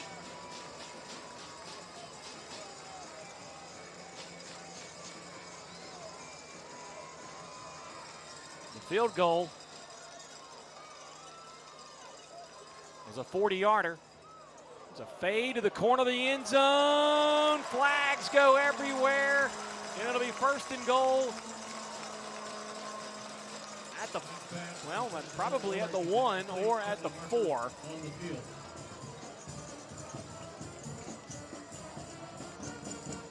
Pass interference. He had like pretty good coverage, but he doesn't look like he can locate the ball. You can't pull when you're in that situation. He was in good position. He just didn't get his head around and get his hands off the jersey. So first and goal from the 4. Excellent ball placement at the time too by the quarterback. Yeah. His guy was the only one that was going to be able to catch that one.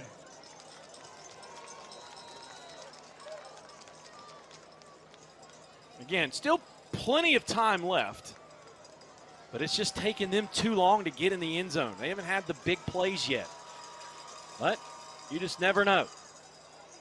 And off to Burton. Burton stopped at the 1. Second and goal from the 1-yard line. 13th play of the drive. Burton back to the right side of Knight. They're trying to get their first touchdown of the year. Burton swallowed up, pushing forward. Touchdown! 13 plays, 61 yards.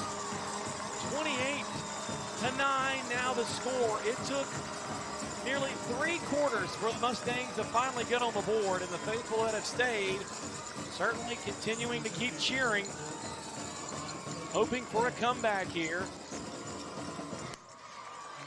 Here's the extra point by the left-footed kicker, and it is good. Timeout on the field, 28-10. Here's the touchdown for the Mustangs as they try to push their way back into it like Micah Burton just did in the end zone. Back after this on Flow Sports.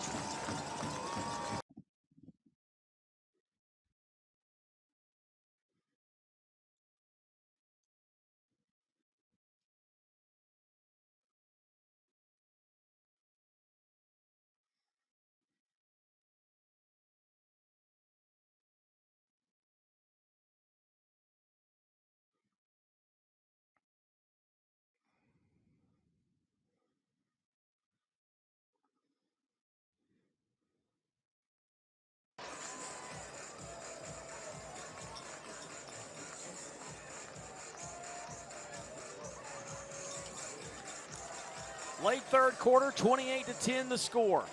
Chris Hooks and Joe Simmons here. Lipscomb Academy trying to hang on, find a way to get back in this one here in this second half. And they've taken that first step, Joe. They have, and that's one of the things I know the coaching staff wanted to see. We talked about how they were going to fight and not give up and make it easy, and right now they're doing exactly that. That was almost disastrous, but a very smart play by Olabode. And so it'll be 1st and 10 from the 35-yard line. Yeah, IMG has to be kicking themselves too. They had 2 chances for interceptions on that last drive as well against Lipscomb, and they didn't convert either. And when you give a team opportunities and second chances, they have to take advantage of it, and Lipscomb stepped up to the challenge. The illegal procedure penalty will start things for IMG at the 35-yard line.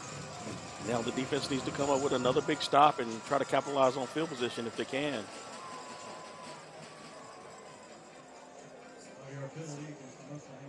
Oh, they're going to make him kick it again. Yeah, they're making him kick again. For a second, I thought it was going to be a fumble, like they weren't. That he misplayed it. Yeah.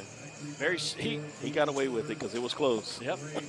So they'll back him up 5 yards and try to kick it again.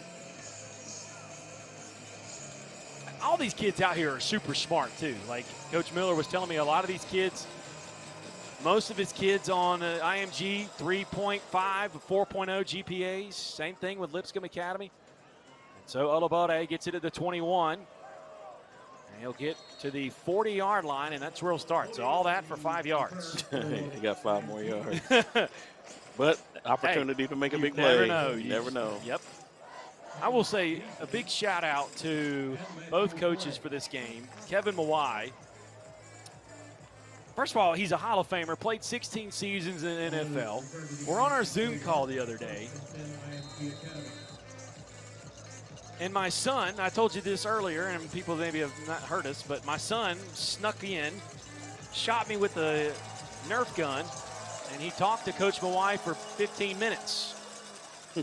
Maybe he got a strategy to win here, but Jarrett Gibson does a nice job of being patient there. Takes the 1st and 10 carry to the 44-yard line. I like his feet, though. He doesn't ever stop moving his feet. He does a good job of leaning in and out of cuts. And, you know, a lot of times when you're getting a bunch of 2- and 3-yard runs, it gets discouraging as a running back because you're used to having success. But he seems really patient, and when he gets that opportunity, we've seen him run away with it. And they're come back out in the pistol again. Gibson, again, shiftiness, and he'll fall forward for enough to make it 3rd and 3. Gibson on the carry for IMG. Yeah, you got to like his, ability to change direction in and out of the cut. A pretty big back, probably around 5'11", 220 to 225 pounds. So he's carrying a load, but he's really light on his feet. He moves well with it. Gibson, 5'11", 220. Big third down here as Lipscomb trying to take a bite out of the lead here, down by 18. Bradford, he's going to keep it. And a great play by Chris Thompson. He came from behind and pulled down Bradford for the loss, and he's short of the first down. Take a look, Joe. Yeah, nice job on the misdirection. Looks like it's going to be an easy play, and Thompson comes around and grabs the quarterback on top of the shoulder pads and pulls him down from the side. He might have hurt himself a little bit. Hopefully he's okay. Yeah, probably cramping up a little bit, a little tired, a little winded. So he got a yard on the play. 4th and 2 from the 48. And whistle blows. Delay a game. And that's probably what it is. My point to the story a minute ago, too, Billy Miller, when I was talking to him, we got to talking about our kids, too. And legal substitution was called on Lipscomb Academy. That's first down. Wow. 1st and 10, IMG Academy. So they'll have it 1st and 10 at the 43. But anyway, we talked baseball. His son plays baseball in a league down in Florida. They had their tryouts. He's 7 at noon in Florida. I was telling him my son had tryouts last Saturday at 2 o'clock when it was like 90-some degrees. He wasn't bothered. I was, though. Yeah, I would have been bothered, too. My son went out there and threw 3 straight strikes to impress the coaches. Unlike his daddy, who hit the top of the backstop. Either way, it's 1st and 10 from the 48. The opposite 48, and that will do it for the 3rd quarter. And that was a big mistake there by Lipscomb. We've got one more quarter to go here in Nashville, as the Music City not looking very happy right now as IMG leads at 28-10. We go to the 4th quarter on Flow Sports.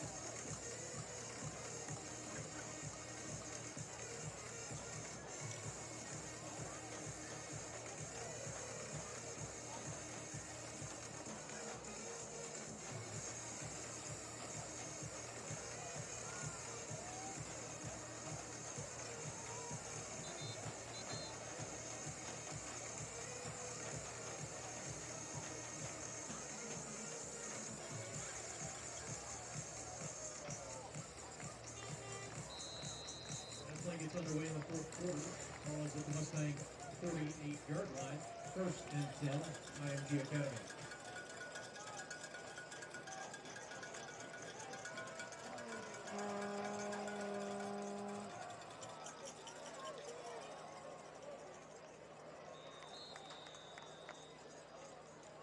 Bradford's pass intended for Donovan Olabodi is incomplete.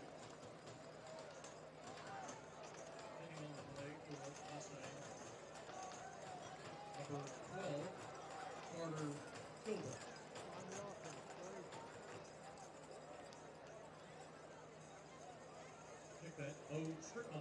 Liberty. And that's a program and a university, as the holding is being called on the play. So it'll be first and long. IMG Academy. After assessment of the ball is placed at the IMG Academy 42-yard line. So it'll be first and 20. With a line to gain. Back at the other 48. Olabode in motion. Bradford, play action. He'll just dump it off to Abode. And Olabode gets back past the original line of scrimmage to the 48-yard line. Nice little job of utilizing the play action that time. Quarterback has booted a couple of times and run the football. That time they had an outlet or SBR on the outside, and he was able to drop it off for about a 12-yard gain. Yeah, they're moving it all the way to the 47. So 2nd and 9. And there's Jarrett Gibson again. Just staying on his feet. Are you kidding me? All the way inside the 30 to the 29. Injured player down on the field for Lipscomb. And just that guy, there's a reason why the University of Texas wants that young man. Sheesh. Well, his footwork is amazing for a high school player. Watching him, he doesn't waste any moves, but he shows you that 225 or 220 or whatever it is. It looks pretty big. When he runs that football, he gets behind his pads, and that time he was like a freight train on the loose. And we'll take a timeout for the injured player, and we'll come right back as IMG is cruising here in the 4th quarter, up 28-10.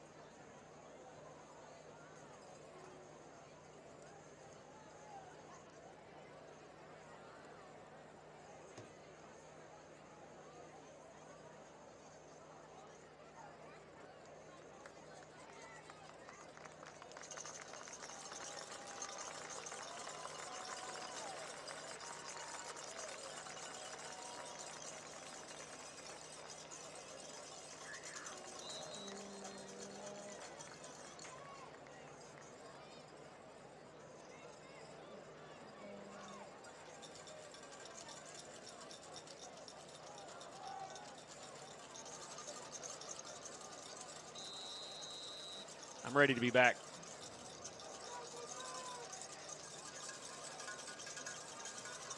First and 10 at the 30-yard line, the 29 rather. Here's a screen to Watkins. All sorts of green in front of him, and he will jog his way in. Touchdown, IMG.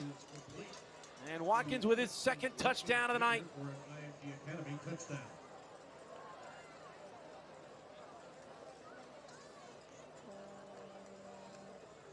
Wow, Joe. Yeah, nice job locating him. And then when he made the spin move to the outside, he knew no one was going to catch him. Didn't really give you the wheels, but didn't really have to either, as he was able to just jog into the end zone. Prime time. Would have enjoyed that. Absolutely. As Kane is on for the extra point. Bad snap, but saved at the last second by the holder. And the kick is up and good as Jaden Bradford and the offense for IMG. Little play action, bubble screen, 6 on the board. 35-10 the score on Flow Sports.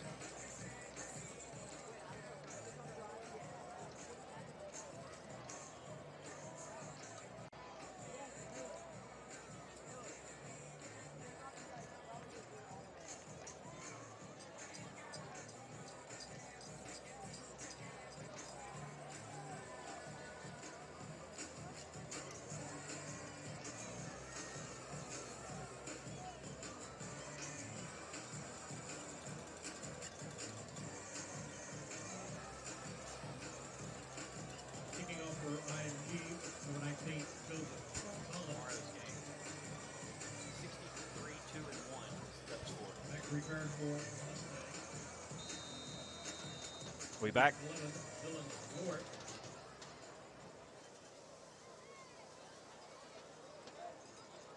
And Blevins also back to return. There's Lipscomb Academy to receive the kick.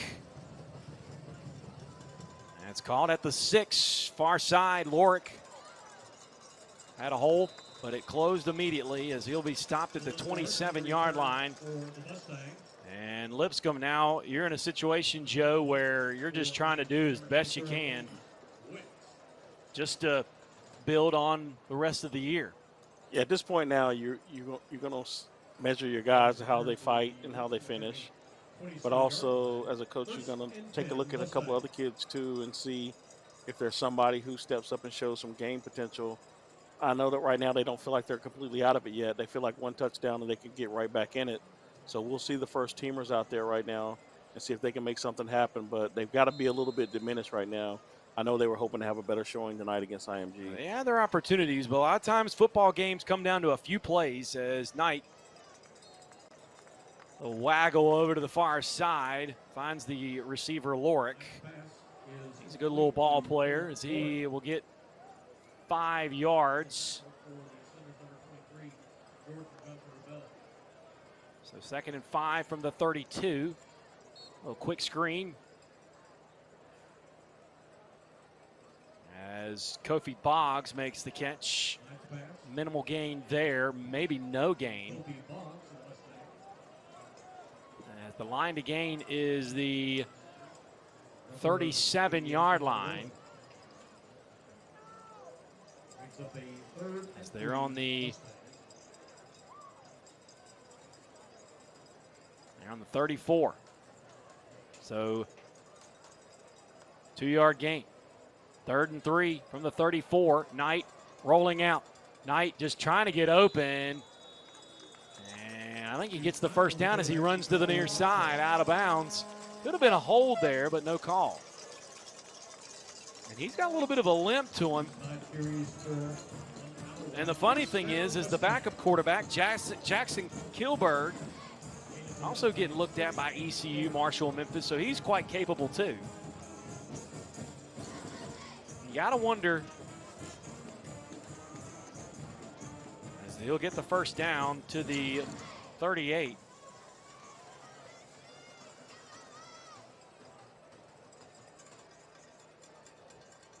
And they make some changes at the line, trips to the far side. Knight backing and throwing.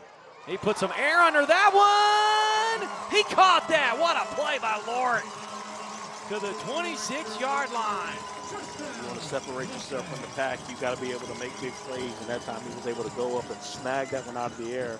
Good job by the quarterback getting rid of it, throwing it to the high side, giving his guy a chance to go get the 50-50 football. And when you have a guy who's a big-time Division I recruit, you got to give him opportunities. I think they said he was down at the 30, so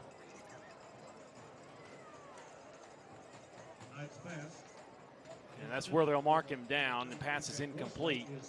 2nd down. So a 32-yard gain.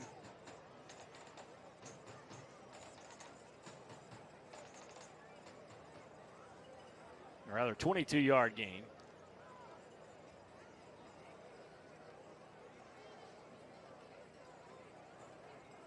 Either way, is the 28-yard line. Knight hit from behind, able to keep his feet and throws it incomplete. He was hit twice from behind.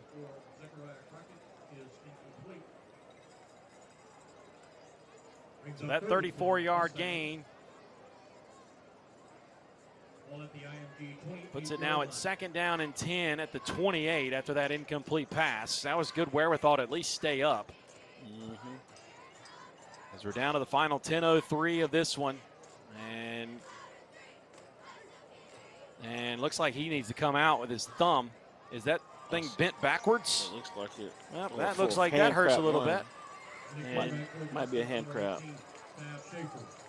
Tav Schaefer now getting a chance to come in. And he'll just throw a dump off pass to the near side. And Ellis Robinson, the 4th, just hawks the ball. And Bennett Whitfield can't come away with it. So it's 3rd and 10 from the 28. Fourth and 10, Mustangs. Or rather, 4th and 10.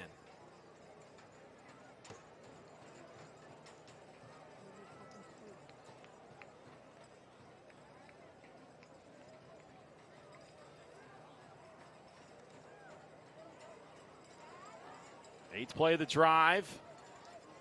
Tav Schaefer, the quarterback. See if they can get him some time. They're going to send a man in motion. And they try to get him on the wheel route, and it's incomplete. And they'll turn it over on downs. After a promising drive, falls short. And hopefully Deuce Knight's okay, because that thumb injury is nothing to play around with. Yeah, I think he might have got a cramp, though, the way it was locked out, like his hands were locked out when he came off. Let's hope it's nothing major.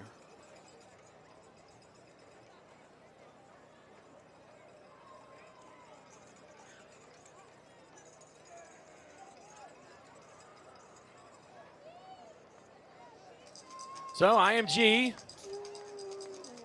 looks like we got the backup in, if that's who I think it is. And there is a backup in, and that will be Jamar Malone, the quarterback. Tyson Park, the new player, in as well. Spillman makes the tackle, 3-yard gain. As again, Jamar Malone, a junior quarterback. There's an 8th grader on the team that Coach Miller says could be the next Cam Newton. Wow. And here's a draw handoff to Tyson Park. From Park inside the 40. They'll mark him down at the 36-yard line.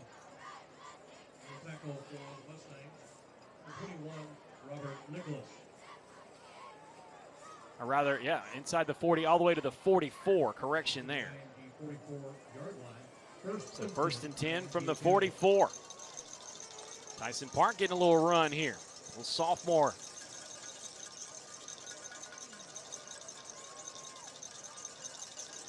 Not a ton of seniors. Good mix. And Coach Miller's very strategic with his teams, so he doesn't have so much turnover. There's Malone rolling out. Malone's got room. 45. Good defense there. As Cole Bradley knocks him down for a short gain at the 46, 2 yards. 2nd and 8 now, as we're down to the final 9 minutes of this one. Joe and I will hit the road after this one and head down to Colquitt County, Georgia. Doubleheader action on Flow Sports. Lowndes High School will take on Christ School from North Carolina. And then Colquitt County taking on Dutch Fork, one of the top matchups in the country this weekend. Silver Foxes of Dutch Fork under head coach Tom Knott, 63-2-1 in their last 5 years. And there's a handoff to Park, and he is swallowed up on 2nd down and 8. And I think he lost some yardage there. And they'll mark it back. Yeah, good call on the defense that time. They were able to get underneath the guard that was pulling, and 2 linebackers and a defensive end showed up in the backfield at the same time. Nowhere for Park to run on that play. Also 5 on the play. 3rd and 13 from the 41 now. Again, IMG has their backup in, but the Lipscomb crowd still into it. Malone. And that pass is knocked away. Good job by Caleb Beasley. And minus a few plays, you feel like it's just been the big plays that have, there's not been a real methodical drive by IMG today. Not a ton of them. No, they've been big plays that have been the difference in the game. We talked about how they've had probably one really good drive where they've sustained it and pushed the ball down the field, and that was ended with the 23-yard touchdown pass. That was pretty spectacular. But other than that, it's been big plays that have been the undoing for Lipscomb today.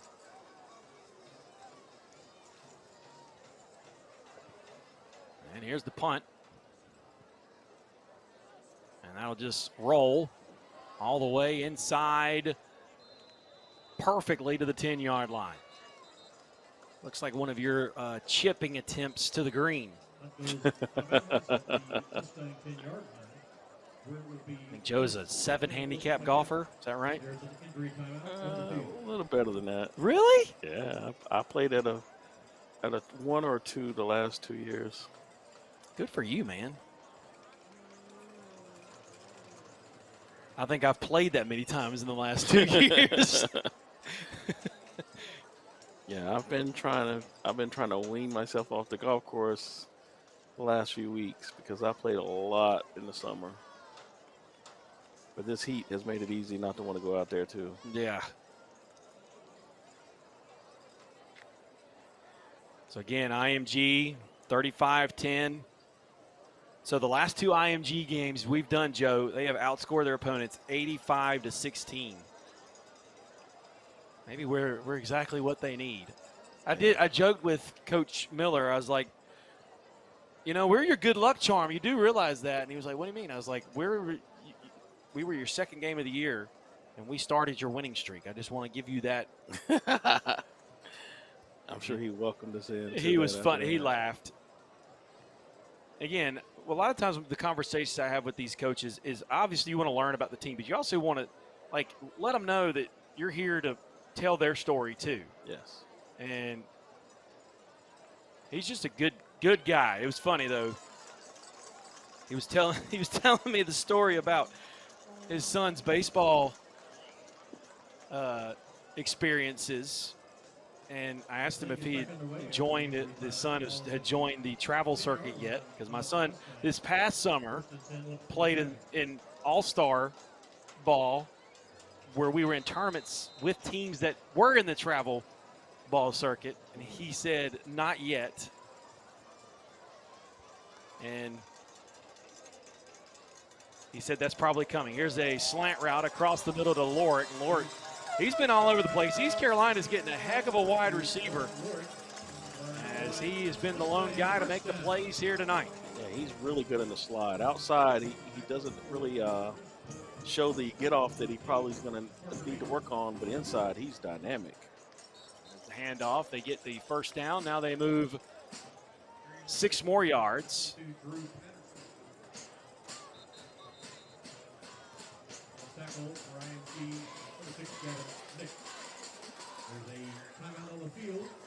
And that'll give him 2nd and 4 when there's a timeout now. And it was 6:25 to go. I'm probably going to get him in trouble saying this, but he was telling me his wife played college volleyball, and she was really good. And so she was like stressing a little bit because she said that she felt like that if he didn't play travel ball, that he wouldn't make his high school team.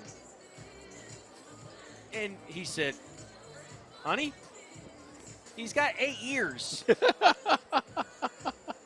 He's right. You don't want to burn him out. No, you don't. I mean, I could imagine his son's probably a really good athlete. His dad is a good one, and the genes, again, his mom and dad both were athletes. And if he's like my son, he'll take after the mom in the athletic side of things. It was just funny. It just, again, you get to know these people on a different level. As 2nd and 4, Knight still running for his life, and he'll slide for the first down at the 40. And I hope that I didn't get Coach Miller in trouble. He's a good dude, great guy to talk to. So it's 1st and 10 from the 40. Here's the lefty, letting it rip. Good throw and a catch. Guess who? Dylan Lorick. And Lorick gets to the other 40-yard line. That's a 20-yard play. 1st and 10 at the 40. Little bunch formation. Handoff up the middle. Minimal gain there. As Zechariah Crockett, the new running back, and an opportunity here 3-yard gain there to the 37. 2nd and 7. Knight finding room, rolls out, pointing direction, and he goes to the 30. As he'll run out of bounds. So it'll be 1st and 10 from the 30 when we get back to action. Yeah, he's deceptive. It looks like he's not moving that fast, but then you start seeing him separate from people when he takes those outside runs. So he's definitely quicker than he looks and faster than he looks.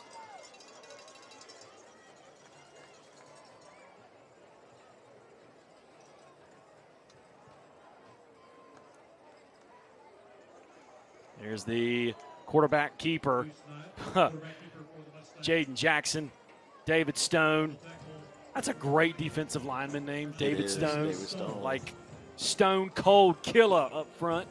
Yeah, they went empty backfield and tried to run the quarterback draw, hoping that there would be no linebacker in the middle, and there wasn't, but they showed a good job of staying in their gaps in the D-line and able to push it back and nowhere for the quarterback to go on the play. 5 minutes to go, 2nd and 11 from the 31. And a host of ascenders past the line of scrimmage, so they'll be calling for offsides. The 2nd down and 6 from the 25. Well, good job of changing up the count that time, and they were trying to time it out, and if they would have timed it out, it would have ended badly for the offense.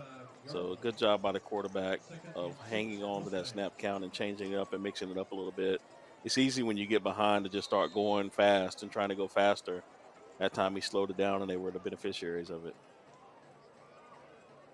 So 4:50 to go. And it wasn't a 6-yard penalty, it's a 5-yard penalty. So they'll be at the 26. There's the dump off by Knight. They'll fall forward as Crockett. Also a great last name in the state of Tennessee. To the 20. 1st and 10 from the 20 now. Actually, I think it's 3rd and 1. I think they're going to measure to see how close it is. I mean, he's right there. So 4:45 to go. They're going to measure for the 1st down.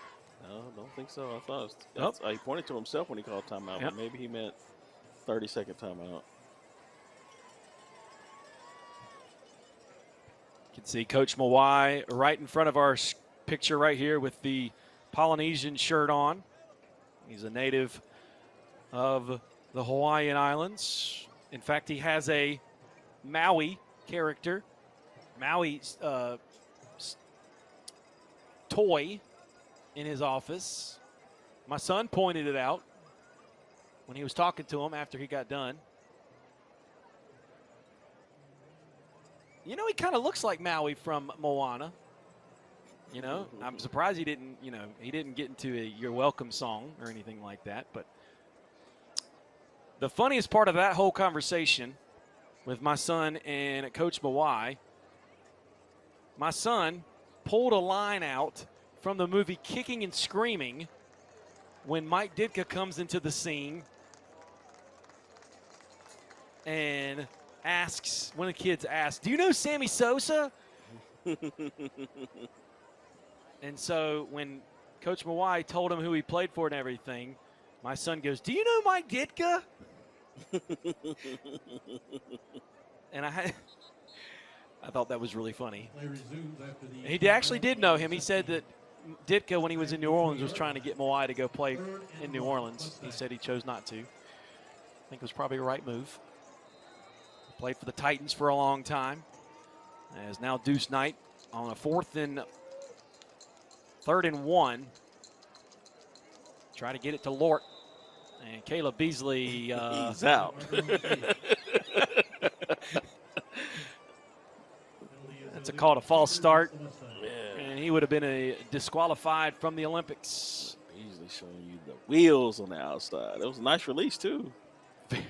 They definitely had a screen call to that side because the way he took off, he was the clear-out man. So 3rd and 6 now from the Same play. 25. And they're going to throw a fade.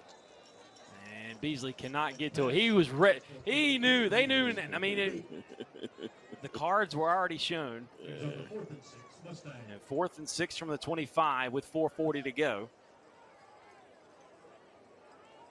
And again, we don't have the stats, but the stats don't look that bad. They don't. Knight's had some good numbers. I guarantee he's probably over 100 yards. But Jarrett Gibson, who would you say the offensive player of the game for? I guess Bradford? I would think so. Yeah, Bradford's certainly the player of the game.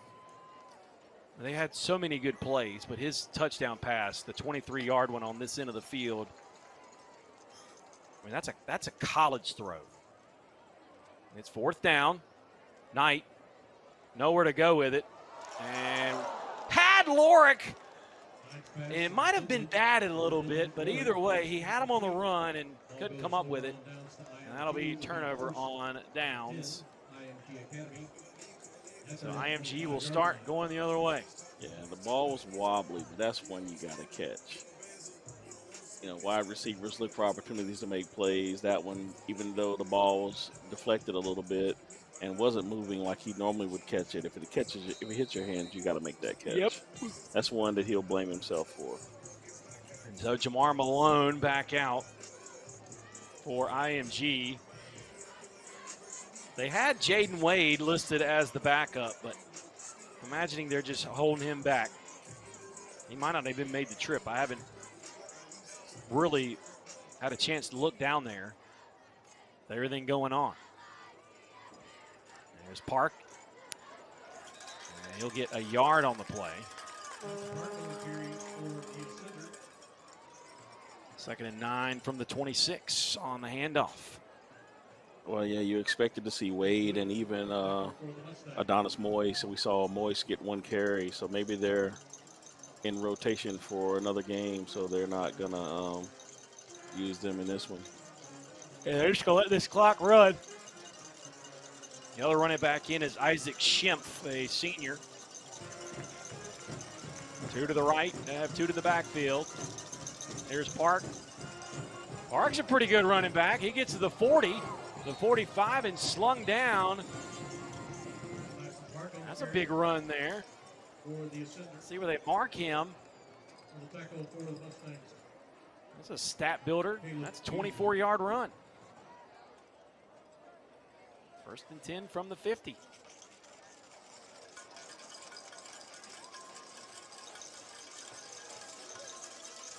And 2 receivers out to the right, 1 to the near side, 2 backs in the backfield. And Park brought back to earth there as the defense, Danny Brown and Baker Mason in on the stops. They'll lose yardage there. Back, looks like, to the 47. So 2nd and 13 now. As we're down to 3:15, and IMG's going to do what they can to run this clock out and get back on, or get back to the hotel and fly out tomorrow to return home. Heaven forbid, please tell me they're not riding a bus. Oh, no, I doubt that. And Park brought down again from behind the line. Good job there by the defense. Edwin Spillman, another Tennessee commit. And that's a program that you could see, if they can get that recruiting back to where it was under Phil Fulmer, they could find themselves moving up the ladder. Although, with the SEC about to expand to what it's expanding to, it's still going to be tough sledding. Well, it's going to always be tough sledding in the SEC and even the Big Ten. But Tennessee's well on their way, though. They've put together some pieces. The transfer portal has been really good to them. They've gotten some stellar pieces that have been difference makers on top of some of the best recruiting classes they've had in years. So they're trending in the right direction.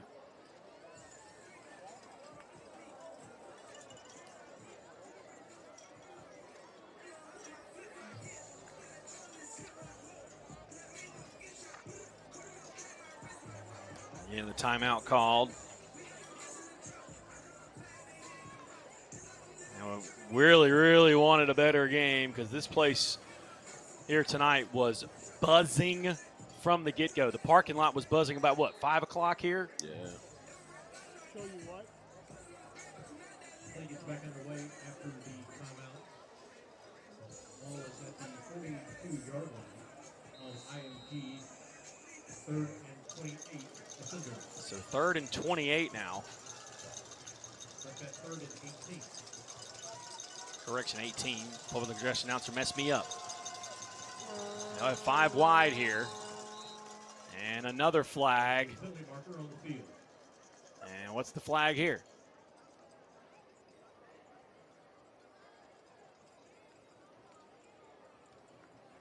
Penalty is So a illegal false start. against IMG. 3rd and 23 now. Penalty ball is placed at the IMG 37-yard. 3rd and 23, IMG. So trips to the right side now. Winston Watkins Jr., the playmaker, is to the near side. He's had a couple great plays in this 35-10 lead that they now have on this 3rd and 23. As Park is pushed down from behind, he'll be short of the 45, and it's 4th down. And a timeout called by Lipscomb Academy with 2:21 to go. They'll get the punting unit out on the field. You can see the players for IMG earned every bit of this win tonight. And you got to give them credit. They have not cramped up at all. They haven't. Not many. They've only had a couple of kids cramp up, which is phenomenal. But, you know, they've been practicing in some insane heat, too. So, and what many people don't know, and Coach Miller did tell me this, their kids, this is a boarding school. Their kids haven't been there but since the late July. So they've had 3 weeks. and that makes a difference. Yeah, I mean, Lipscomb's kids have been there. They all live around there.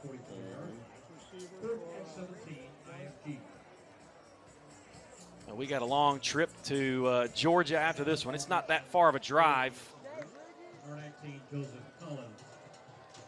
You driving? It's the only way I know. And Bluden's back to return the punt for the Mustangs.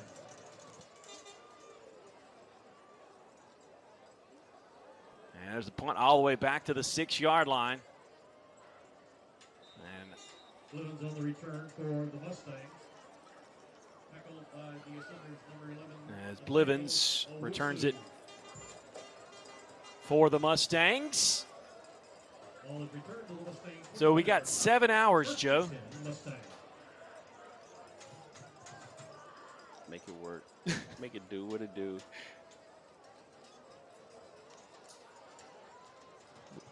Doop, doop, doop, with 2:10 to go. Lipscomb, see if they make some changes here, or we'll keep Deuce Knight out there. Yep, Deuce Knight's coming back out. Again, Coach Mawai was talking about wanting to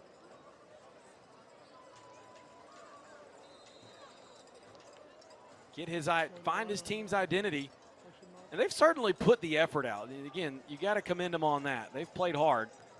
They haven't really quit. They've just been out big played as Knight will run with it all the way to the 40 as he keeps it himself. And He's hurt. yeah, he is cramping up or something, but he is not coming out of there. So the Mustangs have it now, 1st and 10 of the 42. I'm surprised the officials didn't stop it. And here's Knight. He'll dump it off to the tight end, Andy Smith, 47-yard line. 5 yards on the play. 2nd and 5 from the 47, down to 150.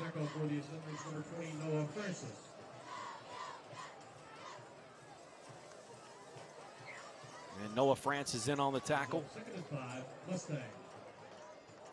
And can they get on the board here to end the game? Down by 25. And he was hit as he throws, but he got it off. And who is that masked man? Dylan Lorick, the East Carolina commit. For another Al White Mustang first down. And I'll get another first down and move the chains inside of IMG territory to the 47-yard line. 47-yard line of IMG. Knight. There's a shallow route across the middle. 41-yard line is where Lorick is stopped. I'd love to see his stats at the end of this one. He's got to have at least 10 catches. Absolutely. He's been probably the most consistent offensive player for Lipscomb today. East Carolina's getting a good player. Here's Knight. Andy Smith, the tight end, 35. Stood straight up, falls out of bounds as he was tackled. Let's see where they mark him out as a shoe came off. I think that's the 14-yard line. Nope, that's the 34. As again, another first down. That's the 4th first down for the Mustangs in this drive.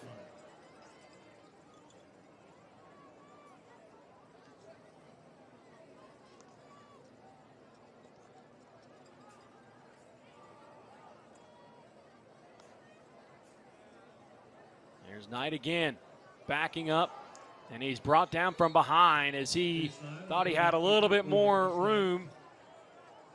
And timeout called as he got a yard on that play. And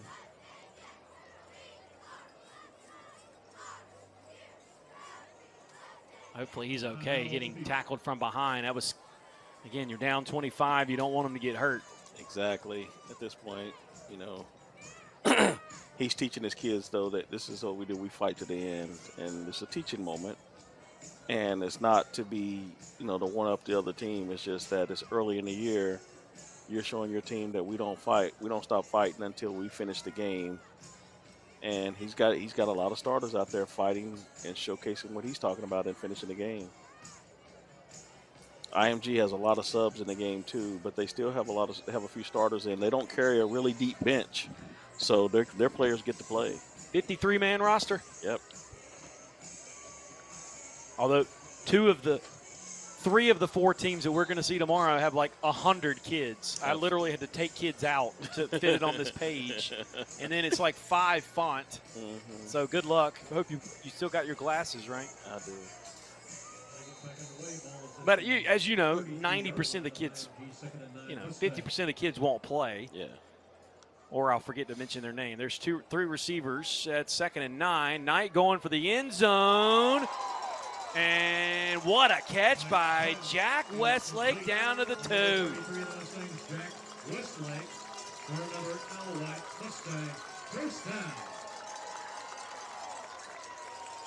They got down to the 1 and scored earlier. Can they score here to end the game? It is to the IMG Academy 2-yard line. First and goal. Got to hurry up or the game's going to run out. 10 seconds to go. Knight trying to run with it, and he's pushed out of bounds, losing yards. Knight on the quarterback keeper for the Mustangs. And that's the end of the game. And that'll do it. IMG Academy, Final score in this one, 35-10. IMG, the 3rd-ranked team in the country, pulls away from this one using the big plays as they line up. Joe, your final thoughts on this one? Well, both teams showed great grit today. IMG a little bit better, a little bit more disciplined, didn't have as many penalties, and the big plays were the difference in the ball game. They certainly were. Again, let's take a look at some of the big plays here tonight as we have some highlights to look at here in this one. Again, it was just big play after big play. Here's the biggest one to start it off. Yeah, that bomb kind of set the tempo for the rest of the day as they were able to connect on the big play. And here's a good kickoff here by Lorick. He's a heck of a player. I can't wait to see him. And here again, Knight running, but the defense, Nathaniel Owosu Boateng, and big hits early on. He thought this was going to be just a back and forth ball game. You can see Deuce Knight showing his athleticism with a big first down there. Again, this was early in the ball game, and then this play right here I thought was the backbreaker in that it put the 8 ball right on Lipscomb as Jarrett Gibson, 56-yard run. Yeah, it showcased the speed, but his ability to make the first man miss and still get downhill is phenomenal. But this play right here, where the scrambling and making a play, but then the throw itself off the wrong foot into the basket, I think that was the play that kind of opened things up for them today. Yeah, that too. Made it 21-3 at the half, and then Jarrett Gibson, I swear, hook 'em horns. They're getting a good one. They are. And here's Knight doing what he can to just try to get the chains moving after coming short on a 4th down earlier. And then Micah Burton, the lone touchdown tonight for the Mustangs as Bradford and company. That was one of the few lone bad plays. But again, Jarrett Gibson, he had to have over 100 yards easily. Oh, yeah, he had 2 runs that might have totaled 100 yards itself. in the game. Yeah. And then here's Winston Watkins that put the dagger in. I mean, he literally was jogging into the end zone, and that was pretty much all she wrote from there. There's another great play by Dylan Lorick. He had a heck of a ball game for Lipscomb Academy. And more great defensive plays. Again, these are just some good highlights to see. Again, both teams made plays, but it was IMG that made more here tonight. Final score 35-10. As we'll wrap things up here from the Lipscomb Academy Athletic Complex. This has been an exclusive presentation of Flow Sports. Big thanks, tip of the cap, to Seamus Grady, our producer. Joe Simmons, our color analyst. This is Chris Hooks, as this has been, again, another exclusive presentation of Flow Sports. All rights reserved. And we thank you. Have a great weekend.